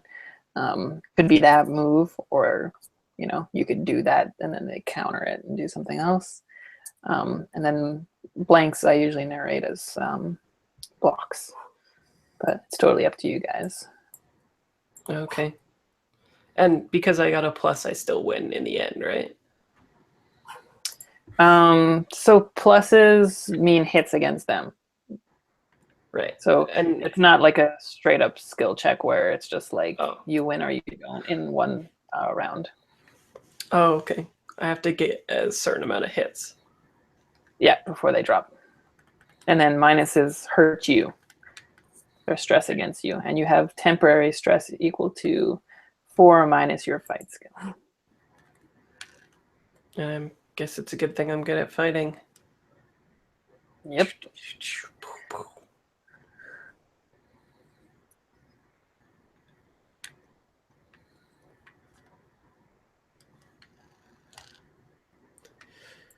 Do you want to do your first 2 hits first, Fraser, maybe?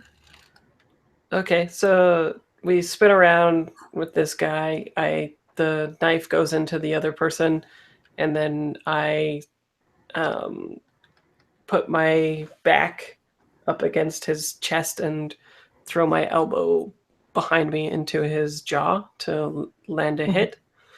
And then afterwards, though, the guy uppercuts me, and I like block it, and then we cut. Okay, and then we'll cut right to Con with your first 2 cards. Okay, so your head, well, like you're cutting just as your head snaps back, and then you're toe to toe with this guy, and your first 2 moves. So I'll use the plus for a palm strike.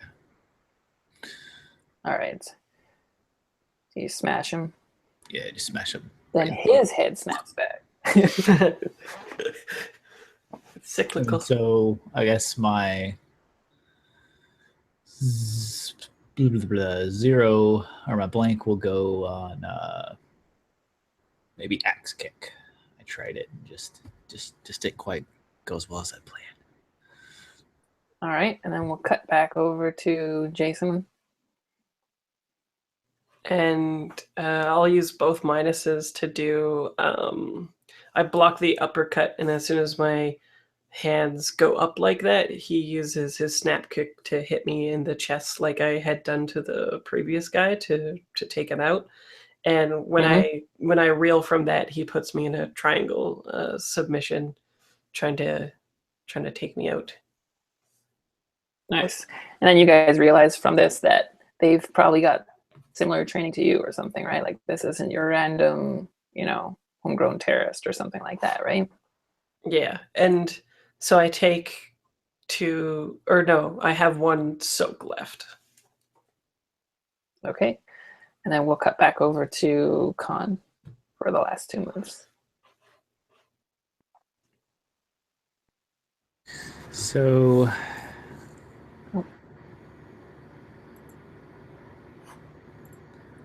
guess so you did a minus? Yeah, 2 minus. Are you double minusing? Yep. And you've got your heel kick and Heel roundhouse kick, kick left, I guess. Yeah.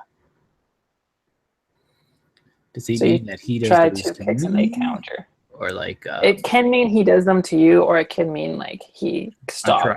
He stops. You go to kick him and he like grabs your leg and then punches you in the face or something like that. Just a countering of some kind, I guess. Okay, yeah, we'll say that happens. Like I go for a roundhouse, but he grabs it and then grabs the leg and knocks me on my back. Perfect. All right, so that's another round there. And then you see, so the guy grabbed, well, actually what we'll have you do is, let me go back out of there. There we go. So he goes to kick you, or you go to kick him rather. He grabs your leg, and then like when you're close up like that, he's like, why are you doing this? Like, we're just trying to finish the mission. Uh-oh.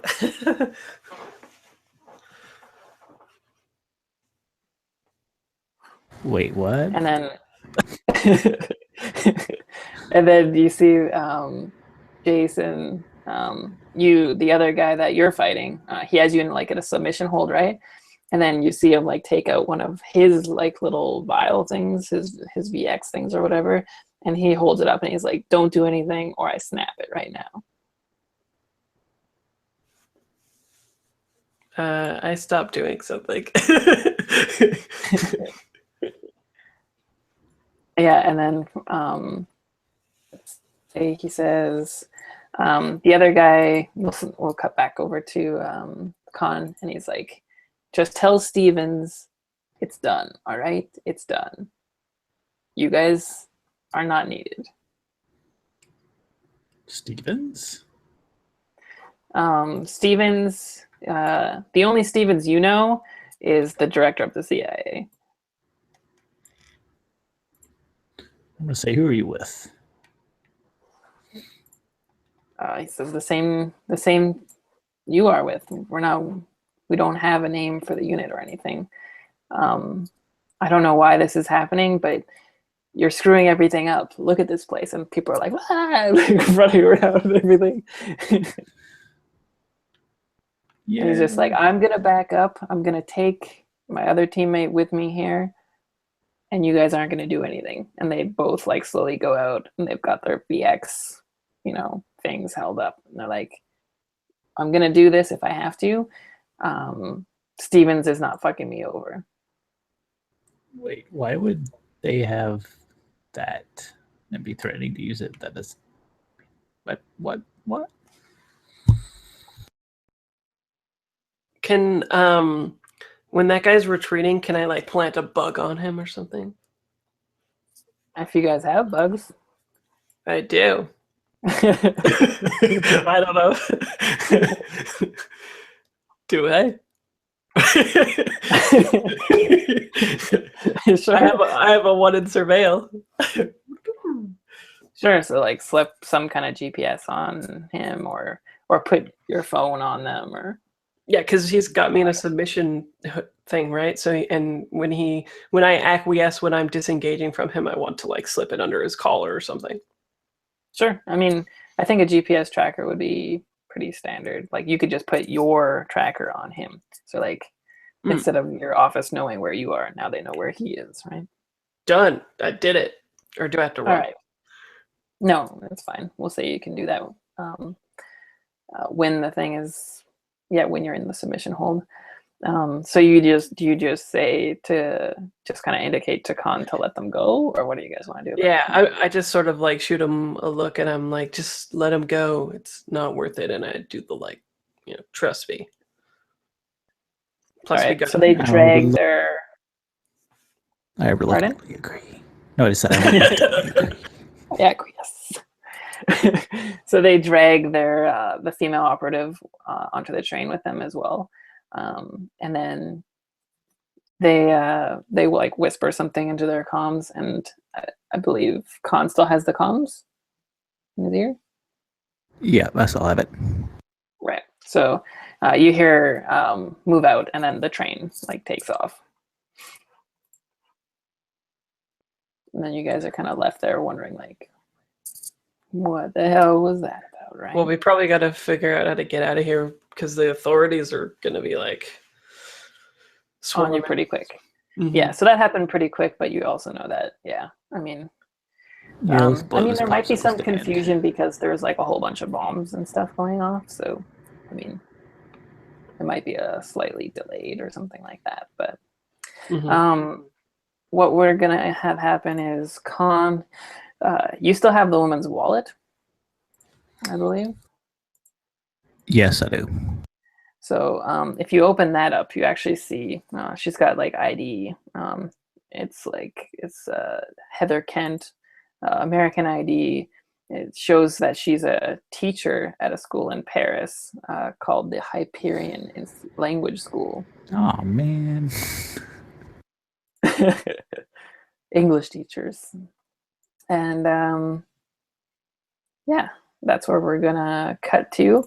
If you look on the Roll20, there's a whole bunch of like pictures and stuff. We can go somewhere else if we want to figure out some other direction, or we can Oh, there's your card. I found it. With all the pictures. Got sent behind the pictures in Roll20 or something. I'll delete this guy too because he's dead. He did. I like this one. It looks pretty. All right, so we can do a shot of that maybe, and then I mean that's European-y. It could be Paris, right? I think it actually is Paris. Sure. And then I was thinking that you guys could, I think a natural progression would be to check out the Institute. Yeah, and also be tracking that person. Yes, which coincidentally they're going to the school. Yeah, sounds good. Yeah. So yeah, we'll do an establishing shot and we'll show like that, picture of this guy here. We'll blow it up a little bit. How do I do that?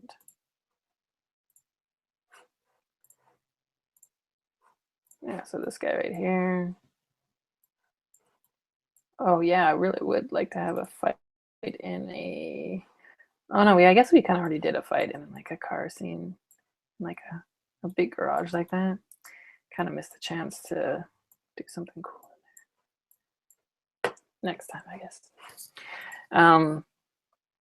So yeah, we'll have an establishing shot of this scene here, and then we'll get into it. The Hyperion Institute. Here, guys are walking in. I'm on going in since he's the con man or the face man in a nicer light. And how are you guys going to go about getting some intel on this place? You know that they're harboring fugitives. Well, I mean, terrorists basically who say they're Americans and who know the CIA director. So, unless it's like a safe house, like a legit one.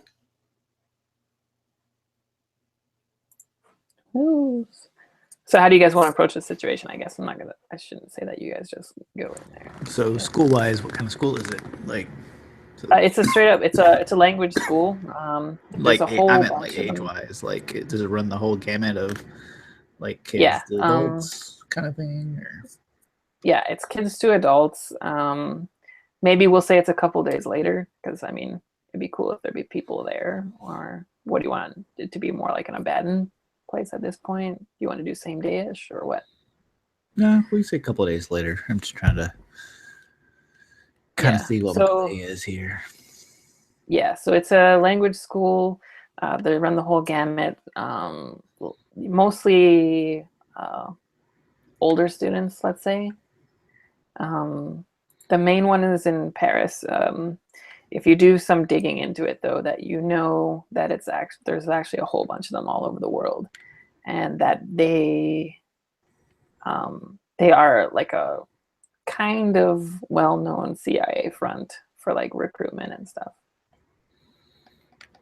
I look around for Jennifer Garner. Just kidding.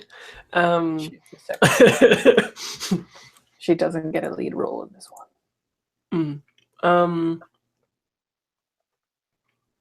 Or are we CIA? I don't think so. I think you guys are more like off the books black. I think it's more like if the CIA wanted to do something, they might send a team like you. Right. If they wanted to keep it off their books, maybe. I was thinking something like that. Okay, so...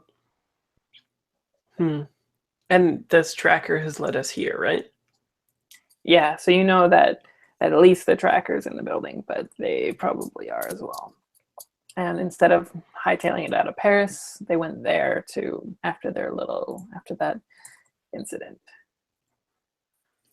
You don't know if you were hired to like just to give some credence or for like a political thing to say like, look, we sent teams after these people and stuff like that. And then we can have shots of, the news of like the bombings and then like the apprehension and like, them saying that a team almost apprehended the people and stuff like that. Maybe to get in, we could do like use our resources back at the center to surveil the place. Like maybe they hack the cameras and they're guiding us in or something. Who hacked the cameras? Our one team leader back at the base or whatever. Oh, okay. So just doing surveillance on the place and finding out what you know about it. Okay, yeah. So, yeah, well, that makes sense, I guess. So then you can find out like it's you can say like the Colonel Bracker, I think I said his name was. He finds out that it's a known CIA front, and it's also tied to someone named Fethullah Gulen, and he controls a whole bunch of schools like all over the world. The Hyperion Institute, where you're at, or the language school, is before the time of his schools. His schools are mosques, and they teach all kinds of stuff. In Turkey, in particular, there is a whole bunch of them, and they're kind of like this guy Gulen. He's basically transformed Turkey from a secular state into a nation with 85,000 active mosques. So there's like one mosque for every 355 or 350 citizens, and there's more imams than teachers and physicians in the country now. And this school is associated with the language school, so like they kind of funded the same way, basically. So you can tell that the Colonel says that a lot of CIA money was actually put into Gulen and his schools, and yeah, like we see also that this Gulen guy, like he has a dossier, and we see that this is the guy that we saw earlier, melting people's faces. And yeah, that place that we saw was in the States, in Pennsylvania, in the mountains. You also learn that the wallet, I guess, that the woman had, she's also got some other stuff in there, like she had her passport in there as well. And you can see that she's even got red and green diplomatics passport status, and it's all registered under something called the U.S. Friendship Brigade. Sounds fake. Yeah, just a little bit. The Friendship for Brigade, bad guys, if I've ever heard it. Yeah. So,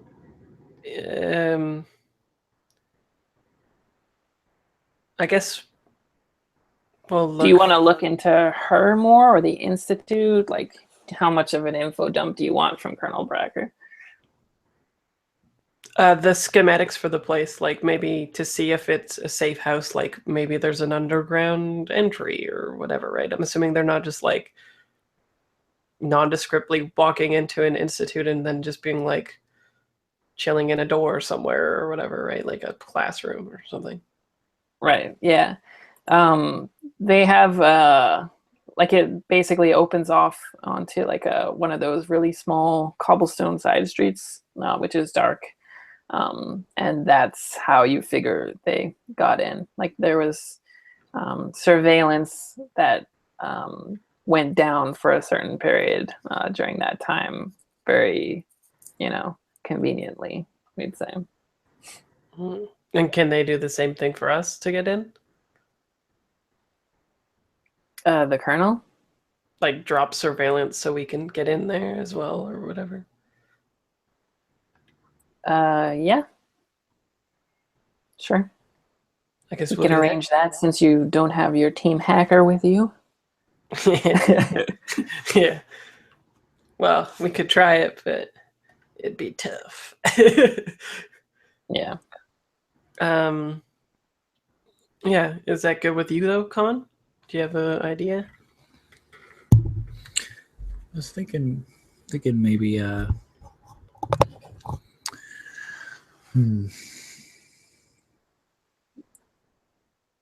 But yeah, with that information, you can basically know for sure that the schools are basically contain CIA operatives who function under the guise of American teachers teaching English there.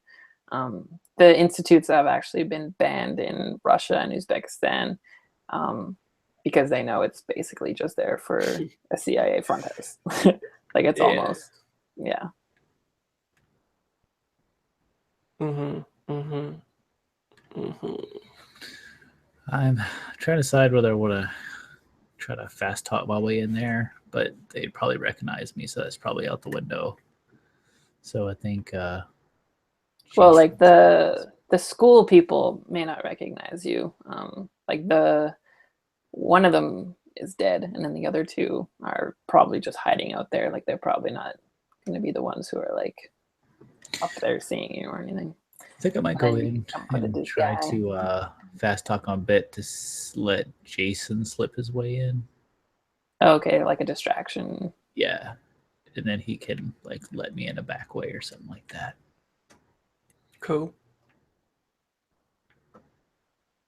All right, so how let's we'll do a talk softly move, and then we can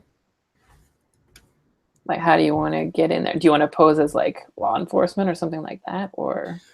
Well, I want to kind of play it by ear, see who's at the front desk. Okay, like we'll say it's kind of like nondescript in there. It almost looks like a little bit, like a kind of cramped space, kind of like a Hagwon in Korea or something like that. Almost not a lot of money or anything. It looks like there's like maybe a couple students like from all over, some Parisians, various nationalities and stuff in there. And then there's some English classes going on. They've got like the half glass on the top there, and you can see, teaching various language structures in there. And then there's just one lady at the front desk on a computer playing like solitaire. All right, I'm not gonna try to do it in character as far as the accent because I don't want to butcher it, but I'm gonna pretend to be a local and interested in English classes. So I'll just be speaking to her in French and be like, "Oh, I'm here to see about enroll and." You can just see like she's totally not even caring. Like she's got like one hand on solitaire, like barely even looking at you, and she's like, here's the form. Did you roll for it yet? Yeah, I got 4 blanks. Oh, okay. So just straight up. Did you want to use? I don't think. What was your big thing? Well, you probably have to say that for later. You don't need to do that. Yeah. I think I got this big one is con man. Yeah. But maybe later. Yeah. Don't need to call the secretary. Yeah, she seems just to not really care anyway, so. Yeah. Don't need to go too crazy with that. So she was like, yeah. So you're kind of like about to go into like a whole spiel and stuff, and you realize like she doesn't even care. But yeah, you do see like out of the corner of your eye, like when you're looking at the teachers and stuff, it seems like they're a little more concerned about what's going on than the secretary is. All right, yeah, I'll just sit there and just like continue to ask her questions and stuff like about the form and this and that, and like, I mean, she really doesn't need to be distracted much anyway, but it'll keep the teacher's eyes on me though, because I'll be out there kind of being loud. And how is Jason going to be getting in? I think they send that little surveillance pulse down or whatever for a few moments as and it disables maybe the card reader on that door that I want to get into, and I just like enter very swiftly. Okay, So- and then we'll just say that's when the moment when Khan's got to distract her a little because the screen will like flash like an error or something like that, right? And then you'll be like, Yeah. oh, and what does this mean or something, right? Yeah. And then she'll like hit it and it comes back or whatever. Perfect. Can I get you to do an infiltrate? Sure. Infiltrate 3. Ooh. Okay. Might be flashing back. I'm getting flashes. Yeah. Oh yeah, that's not good. 1 success, 2 complications. So Are you gonna try and reroll 1 minus? You would still. I'd still fail, right? Yeah, well, I can bank minuses. I'll bank 1 of them, and then if you want to do a training montage, we can get you through with the complication. Okay. The training montage will be back to my SWAT days. So it's sort of like a character progression backwards thing where we see that I like am continually doing drills like this, where they throw in like a flashbang or whatever. It disrupts the systems, and we clean sweep the rooms very quickly. But it also shows plan here. Well, it's similar, right? Because they just flash the systems, and then I enter very swiftly Mm-hmm. and clear the rooms. So I'm thinking it's going to parallel that. Okay. And we also see that like back then, after this montage or whatever, or during it, that I'm like tight with my team and stuff as I'm not now, right? Like it's maybe we recognize some of the same faces in the helmets of the people on the mantle that I used to be friends with. Mm-hmm. And yeah, I think it's a similar thing where we just get the repetition of it. So like it's almost like a video game where I'm ghosting myself in the movie, right? Like doing the same movements that I made in that doubled over vision. Okay. I like for the complication, the idea of you being like the training officer or whatever being like, when the system goes dead, it doesn't mean it's unlocked, right? It doesn't unlock itself. It just goes dead, right? Yeah. Yeah. So you could say something like that. It's like you still have to unlock it, and then the system goes dead, and then there's like this you like jerking on the door, and then there's this loud noise, and then Khan hears it up at the front like this time, and everyone like looks back there. And he's like, oh, and yeah, and then like trying to distract people, and then like one of the teachers like starts to look back there, and then gives like a little perplexed look, and then yeah, how do you unlock it then?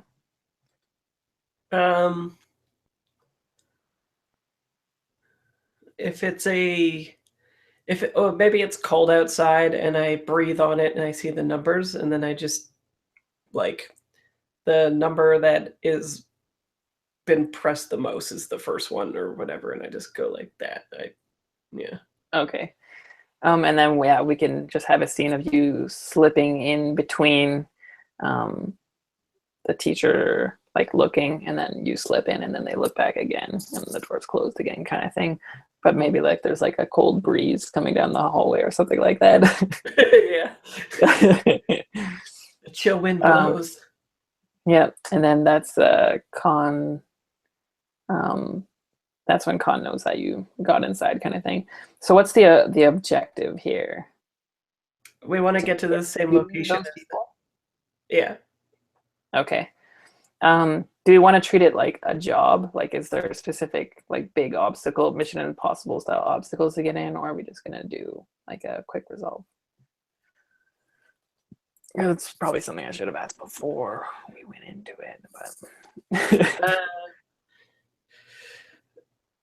I mean, it's just a language school, so I can't really see it being like, well, unless it's like unless it's like secret underground base kind of thing. Like, how crazy you want to go with it? I think it's probably just like a safe house or something underneath, not anything too crazy, especially if they manufacture these things like McDonald's and every like city or whatever. Yeah. All right, sounds good. So yeah, you slip down into the basement, and then you see there's a bunch of people talking, and you hear them talking about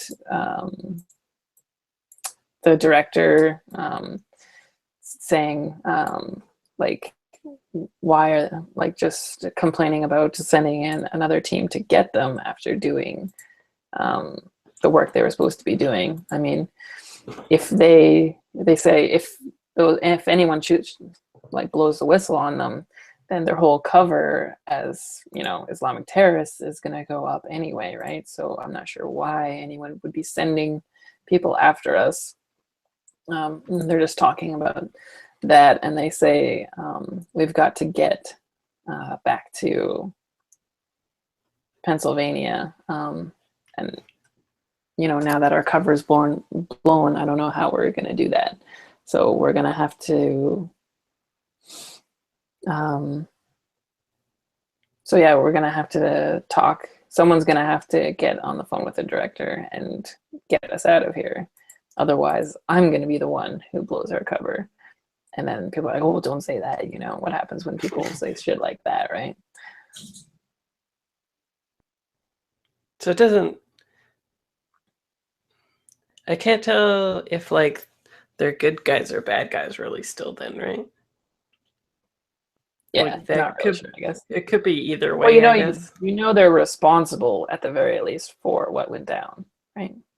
Yeah, but I don't know if they're fake CIA or not or whatever. Mm-hmm. So maybe I like hold open the door a little bit and give Khan an excuse to like, oh, I'm just gonna go to the laboratory or whatever, and then like come down with me or something. The laboratory. Yeah, that's what I was gonna do. All right, sounds good. So you guys both meet up down there. You hear a little bit of talking, and then downstairs there's another person who like comes in out of like an elevator from upstairs, and he says, okay, we've got a flight.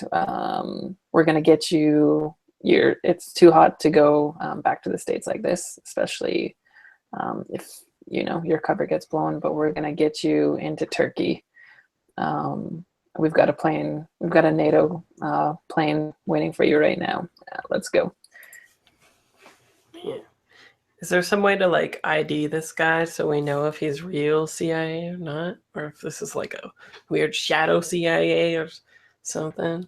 I mean, you could take pictures and then send them or something, or because you guys said you didn't have like fancy eye lenses or whatever, but I mean, you could just I'll take pictures or like voice. I don't know if they have like voices on file or something. They might. I think CIA all have to do like polygraphs and stuff. So, well, I'll be like trying to actively ID them. But I'm guessing in this bunker we don't have like reception and shit like that anyway, right? So yeah, and it wouldn't be instantaneous. Is our goal to like, kill them? Yeah, like take them down? Because I mean, yeah, but your original goal would be to like apprehend and kill them for sure. Like that's why you took out the woman right away, right? And they do have the virus, so they seem kind of mean. So let's just kill them. They seem kind of mean. Like they're not the nicest people in the world. The whole releasing poison gas. Yeah. Better to kill people with poison gas and find out if they're nice people who have been burned later, baby. Mm-hmm. Like the bombs that went off were not poison gas, but they were still bombs and people died and got hurt and stuff. Right. Yeah. Okay. So I guess when they start mobilizing, let's go in and take them out, hey? Yeah, I mean, I think that's probably the best. Ambush. So you want to hit them outside? You want to set up an ambush, or you want to get them downstairs before they go upstairs? How many are there? Whenever they'd be most vulnerable and surprised, and in maybe constricted quarters, so it'd be easier to fight them. Well, downstairs is constricted quarters, and there's 3 of them. But if anyone hears anything, there's a whole bunch of Right. operatives that are teachers upstairs, basically. Right. Gotta watch out for those English teachers. Okay, so Yes. we'll ghost them. We'll ghost them as they leave, and then we'll take them out, I guess. Then, hey, Con. Yeah, I think.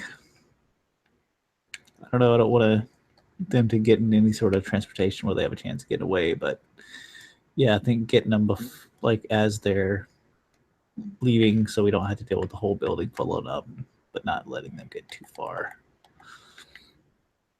Yeah, like we could say that you, like if you want to run out before they can get into like vehicles, maybe you can set something up beforehand.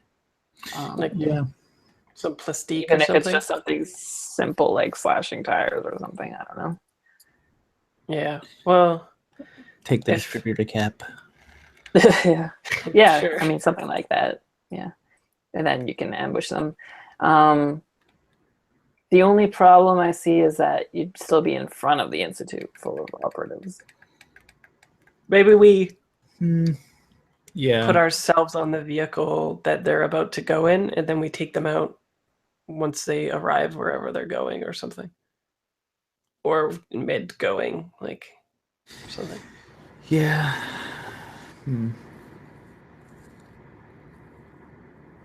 Yeah, I probably guess it's better to do it wherever they're going. It's probably like a private.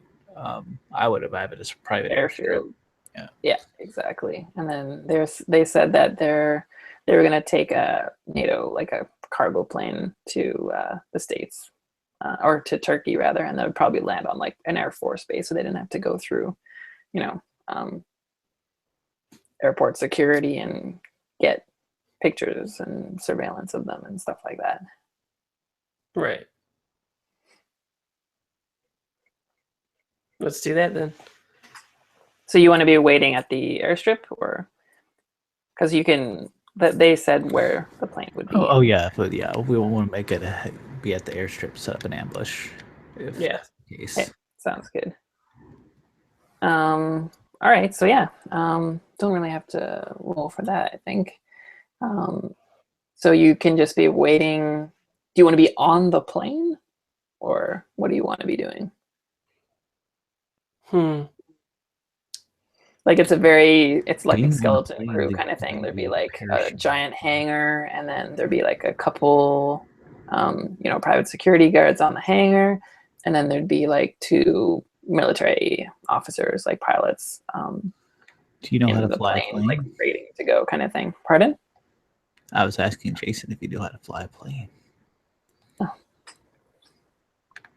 I have a 3 at drive, so if I can't drive, if I can't drive the car very well, probably not a. I have a 3 in plane. I like that response. All right. Yeah, well, I just mean like if I'm not that skilled at driving a car very well, I probably am not super skilled at driving a plane either, right? I was thinking about a little hijack action, but Well, I mean, you can still do it. It doesn't necessarily mean you're bad at it to have a low skill. It just means that things get complicated when you do, usually. Exactly. Yeah. Let's find out if you could steer. Yeah. Yeah. Well, maybe- I mean, wouldn't be that inept, right? It wouldn't necessarily be about that. Yeah. Well, I bet these things are all automated and shit too, and we could just call. it's all a lot of fun. So we could do it midair and then just be like, okay, now, Yeah. And I think, Con, you're not that bad at driving, are you? Yeah, like a 2. Yeah, so I mean, that's second best. Let's just do it. Let's just do it. Let's just take it in midair. Because they have nowhere to run to in that case. It's true, but they could. Yeah, we'll just song could even be playing. Yeah, we could sabotage the plane so they can't communicate after the initial like you're clear for takeoff or whatever, right? Yeah, I mean, we could just midair sabotage. That's cool. Set a timed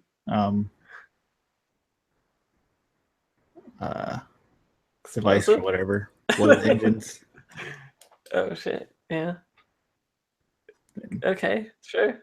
Cool. Well, tell me about how you guys want to do it, because I mean, obviously they don't suspect these things. I kind of want to do it less about infiltrating, because there's like 2 private security guards. So I'm pretty sure you could get by them, and make it just more about your timing and tell me the plan kind of thing. Mm-hmm. So it sounds like we're gonna rig the gas tanks with some sort of explosive. But you're going to be on this plane, right? Yeah. I mean, it's very... We got Okay, so you're parachutes. set up. Okay, so you take like the parachutes or whatever, and you're gonna like halo out of it, kind of thing. Yeah, and then we'll just confront them midair. Just be like, don't Nowhere to fuck with run. us. Yeah, you don't want to know what this red button does. Yeah. Okay. We want answers, or And the pilots have been taken out at this point, Yeah, like I think. or do the pilots just not even know what's happening while this is happening? Well, I think maybe they come in the plane and they're probably like treat the pilots like shit anyway, right? They're just like, okay, take off, go, or whatever, and we're in the cockpit with like guns to their heads and be like, yeah, let's go. Yeah. Oh, okay. And then once you're at altitude and they hit autopilot, you just kind of like pistol whip Knock them them. out. Oh, okay. Japan. All right. So we can say that all goes to plan, and then you confront these guys as they're just like on doing rack time kind of thing, and like are buckled in. Yeah. All right. So what do you want to say? Nobody move. They're just like, whoa. So they're just like, oh shit. Like, how did you get on? What's happening? Where are the pilots? So is it the 3 people from the train station though? Yeah, it's just them. They wouldn't have a handler or anything. They're just trying to get out. Well, we could say they have maybe 1 handler, because they probably don't speak the language and stuff. So like a Turkish guy would be like their Terp. Mm-hmm. Mm-hmm. Okay. And he immediately was like you can tell even just by looking at him that he's not even like trained. Like he can't really handle himself. He's just like a private. It's time to talk security. hard. Yeah. So yeah, as soon as you come out, they like go to draw their weapons, and I assume you say bad idea kind of thing. Be like, it's time for answers. And I'll hold up the detonator. And Like, what the hell is that? You're gonna blow yourself up? Are you a fucking terrorist? Not quite, but we want to know what you're doing and why. They look at each other, and they look at you, and they go, fuck you. That's when they look around for the parachutes, and we're wearing only 2 parachutes. Like, you guys are crazy. What, you're gonna blow up the plane? You're gonna kill it? You expect me to believe that? You're just gonna blow yourselves up? I'm gonna put one in his kneecap. It's like, oh, son of a bitch. What do you want? Who are you really working for? Who I've always worked for. Have you guys not figured that out yet? Oh. Shoot its other leg. We need you to explain your entire plan very slowly.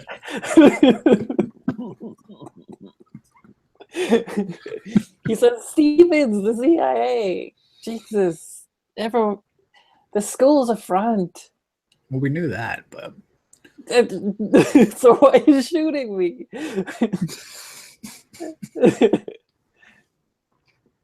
The CIA doesn't generally, become terrorists and blow up what's stuff. The end game with this? I mean, how are you benefiting this, I guess? How do you... I'd buy you a book, but the CIA have been doing this for a long time, my friend. Have you ever heard of Operation Gladio? Yep. Sure. says, Gulen's the newest Gladio, you could say, all right? We're destabilizing the region around Russia and radicalizing the Islam people there to destabilize Russia and to keep communism from spreading. It's like our main mission. And then suddenly Steven sicks you fuckers on us. Oh, yeah, no, we don't work for him. We're not CIA. CIA is below us. Yeah, we think. Okay. Yeah. What Well, about then you're dead. I'm talking to a dead man right now. that we're Upload above these you? engines. I mean, I know you guys want to kill yourselves anyway, but if you survive this, you will die. I like our chances. Why? Yeah. Why? What? I mean, you are loose ends now that you know, right? Stevens is going to come after you. He's going to come after your boss. I don't know who you are, but he's going to come after your boss. Do you know who Gulen is? Like, I mean, he's got limitless resources. He's like the new CIA golden boy down there in Central Asia. So, out of character, do we know that like are we? I thought we were like so far above these people. It's like whatever. Not like above. You're just like lateral, right? Like you're not working for the CIA, so you don't have their goals at heart, right? You're just an organization that gets told to do stuff that is black ops, right?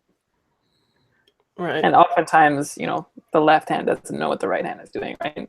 So it wouldn't have been the CIA that was like, hey, go and find our operators or anything, right? It would have been like the president ordering it or something like that. Oh, so kind of like the SEALs, right? Like he determines where they go, kind of thing. So they got burned, and then we got sent to kill them. So it's like if the president didn't know that the CIA was doing this stuff, like radicalizing and setting off bombs to destabilize and further the president's agenda or something like that. Could have been the president, it could have been whatever, but someone was just like, we've got to show strength in this situation, right? So send these guys in to take them down. You don't know if the president was supporting this. Usually the president does okay CIA missions, so he may be in on it. And if the president is anything like Trump, I mean, it would further his agenda of terrorism over there and seeing, the radicals, Islamic, blaming it on ISIS or whatever, right? So why would they want to kill them, though? Kill who? These guys, though. So I mean, like one branch of the government that doesn't know that these guys are CIA would be like, hey, send these guys in to take care of this issue because they think these are actual terrorists. Legitimate bad guys. Well, I mean, not bad guys, but you know what I mean. Like, okay, well then CIA backed. Yeah. Well, then I'll say like, well, if you are who you say you are, let us send in your IDs, and once you get okay, then we'll just have to clear it, and it will be simple, right? Like fucking yes! So he takes out his wallet and throws it at you. Okay, well, whatever. Well, I'll take this all kind of breathe a sigh of relief, and then they eyeball crazy at him over there. He doesn't give a shit. Like when their wallets are tossed, he doesn't even stop staring at them. I'm guessing. Nope. I'll take pictures of all of them and take their ID and send it in to, the colonel. Yeah, and the colonel. I don't know. Would he have comms? Like, are we gonna say he's dark at that altitude just so we can see? Like, not sure if he's in on it, kind of thing, or like what? Sure, that sounds cool. Yeah. Okay. I like us basically having like, we're not sure if we're. It's said, but he hasn't got it yet. Yeah. Yeah, like because a lot of the time PMCs or like your black ops, they're just sent in to be deniable, right? So just be like, look, we did something, and if they get fucked up, whatever, right? Yeah. Hopefully this guy could walk again. If he's the good guy. Oh, you seem to sympathize with them a lot, eh? Well, they're just doing their job, right? Or no? Like the Nazis. Not that bad, are they? Well, I mean, they're still blowing people up. Yeah, but if they don't do it, obviously we killed them, right? As proven. Yeah, I guess so.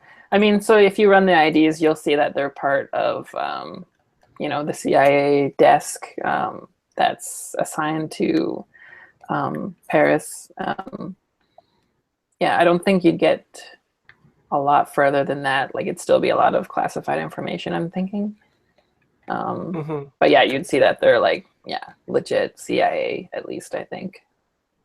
Okay, well, I think, Adam, tell me if this sounds cool. Why don't we say that they're like burnt and they need to like disappear so they're not continuing to radicalize and destabilize people, but we're not outright killing them for serving their country and doing what they're supposed to do? No, I mean, they could have chose to not do it. It's true. So Like if you're they gonna ordered me kill to, them? like if they ordered me to do something like that, I would defect, or Or just be like, yeah. I'm going to Russia. No, Yeah. I mean, they're just as bad, but pretty much everybody is. But Like, I guess this would be a little bit strange of a case because usually they'd use like a third party, right, rather than straight up CIA. Like, they'd be like using the Albanian mafia or use Gulen's guys or something like that, right? Right, but the government's grown pretty bold with its agenda essentially, and think they can do whatever they want, right? Well, I was thinking more like the guys that you hid in the warehouse would have been doing it. Oh, okay. So Adam, are you gonna kill them or what? I mean, if you're on board with it, that was my plan. Yeah, well, we can. It seems like they're pretty bad people in the end. So in the history of these kinds of situations, you know that if they get, even if they're burnt, right, even if they're turned into the police or something, they'll be out the next day, kind of thing, right? They've got like diplomatic immunity almost with these passports that they've got, and this is for like language teachers. So even if it's like, what the hell is going on, they still walk, kind of thing. Okay, so they won't answer for anything they've done, probably. And if we let them go, they'll probably continue to use their skills in some way, not for a government. Yeah. Yeah. Okay, so I think we make them feel like we're like, I send it and we'll say like, if your story checks out, you're safe or whatever, and then like, yeah, maybe they just die. So they like kind of breathe a sigh of relief and then throw it, and then you just see like this look in their eye that they know they're gonna get off, and then they just like each get one in the head, kind of thing. No. Yeah, whatever you want to do, Adam. Gut shot and then blow the engines. Okay. Even worse. Yeah. Okay. But we need to get to where we're going, though, right? Well, essentially at this point, I'm guessing you're like just outside of Paris, kind of thing. If you want to, you can go all the way to Turkey. This is where the Gulen guy is. That's where his whole operation is, and that's where the CIA is like trying to turn him into the new, I don't know, like the new front, like the version of like, the mafia as they used them in Italy before or something like that. So maybe like our watch timer goes off or whatever, meaning that we need to halo, and then we halo to like a jump point that we've preordained for where we're headed next, and that's when like literally their time is up, right? And Adam does what he does. All right. What Khan does. So you guys are like parachuting down kind of thing, and then hit it and it blows up over, and you guys are parachuting into Turkey, or are you trying to get into Okay, so we can even make it a little bit more neat and say that you're parachuting into the complex of Gulen's complex. Sure. No, we're that good. Well, you know where he is, and you know he lives outside Turkey, and he Yeah, doesn't. like It's maybe not like a we. secret. Like this is a huge facility, and it's like almost picturesque villain. Like it's like a thing jutting out of like a cliff kind of thing. Yeah, and maybe we just simply told the pilots to be going here, right? Like altered their course. Yeah, yeah. Well, or you could just do that. Like, I mean, you don't have to be a crazy pilot just to put in longitude and latitude or whatever. I don't Sure. even know how piloting works, but Yeah, however it probably happens, how we're it above works. this complex and we halo jump into it.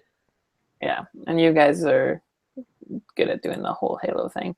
So yeah, you come in over the whole thing. Um,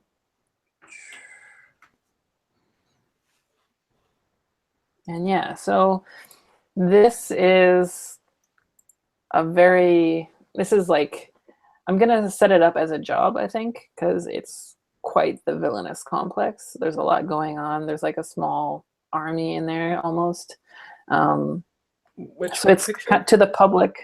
Hmm? Which picture is it? It was actually too large to load. Oh, okay. Okay. It has to be under 5 MB apparently, but let me link you to it because it's Sure. in the quick start.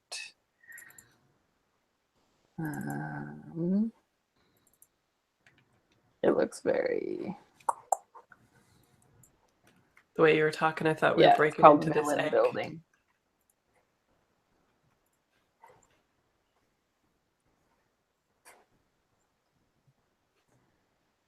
There's the drive link in the Hangouts there, you can see it. Villain building. Yeah. Oh yeah, that's pretty crazy. So it's set up kind of like a mosque. That's like a real place too. Totally a villain mosque.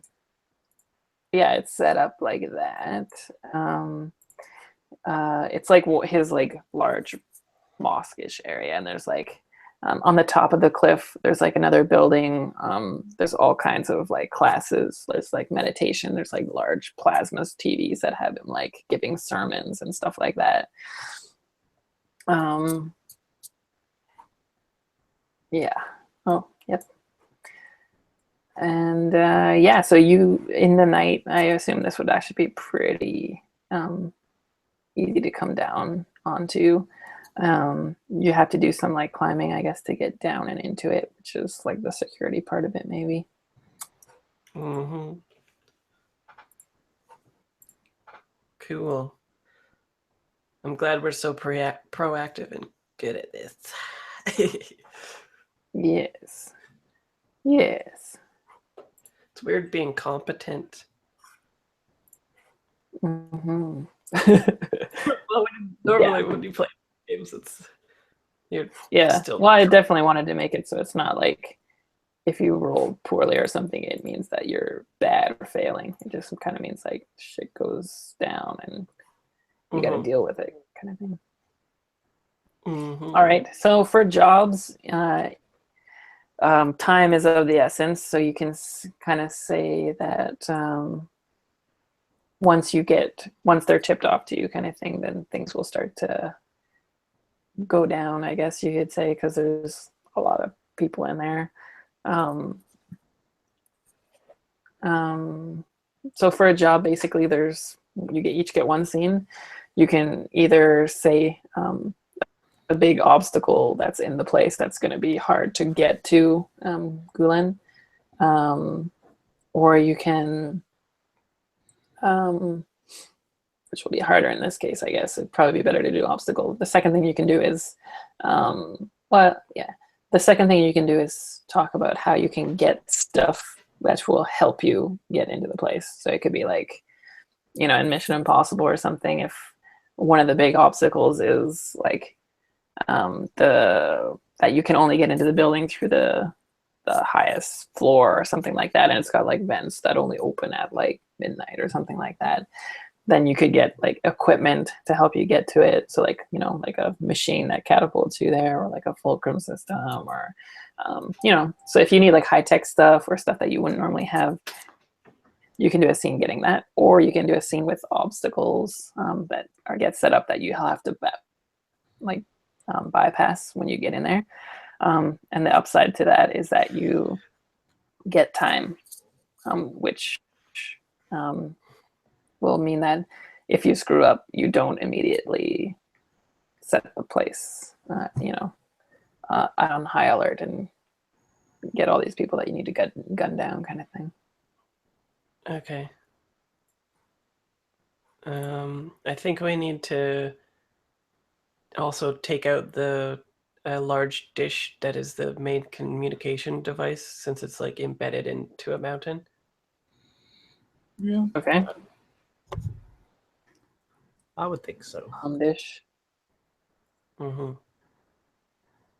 And is there anything what's an obstacle that'll prevent you from getting to Gulen, I guess? So I guess, like, is the whole goal to expose this guy, like to just broadcast everything he has to people?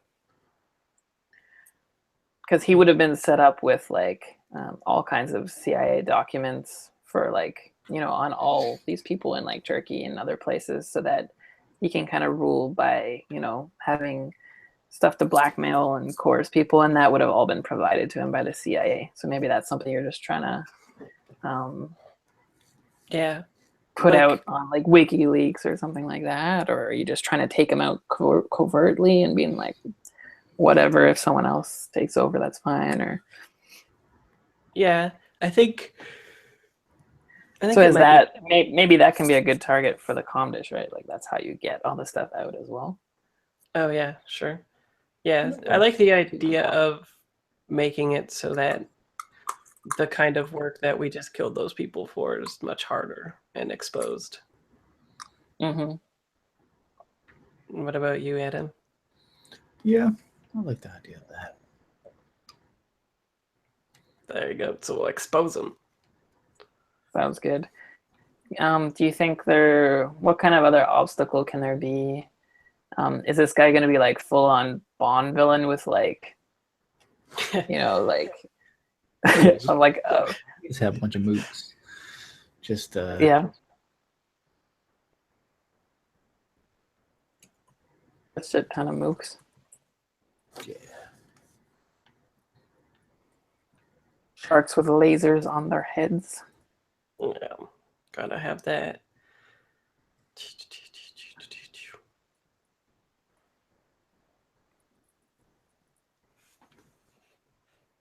All right. So, how do you guys want to try and get in there? You want to like pose as converts or new guys, or you want to?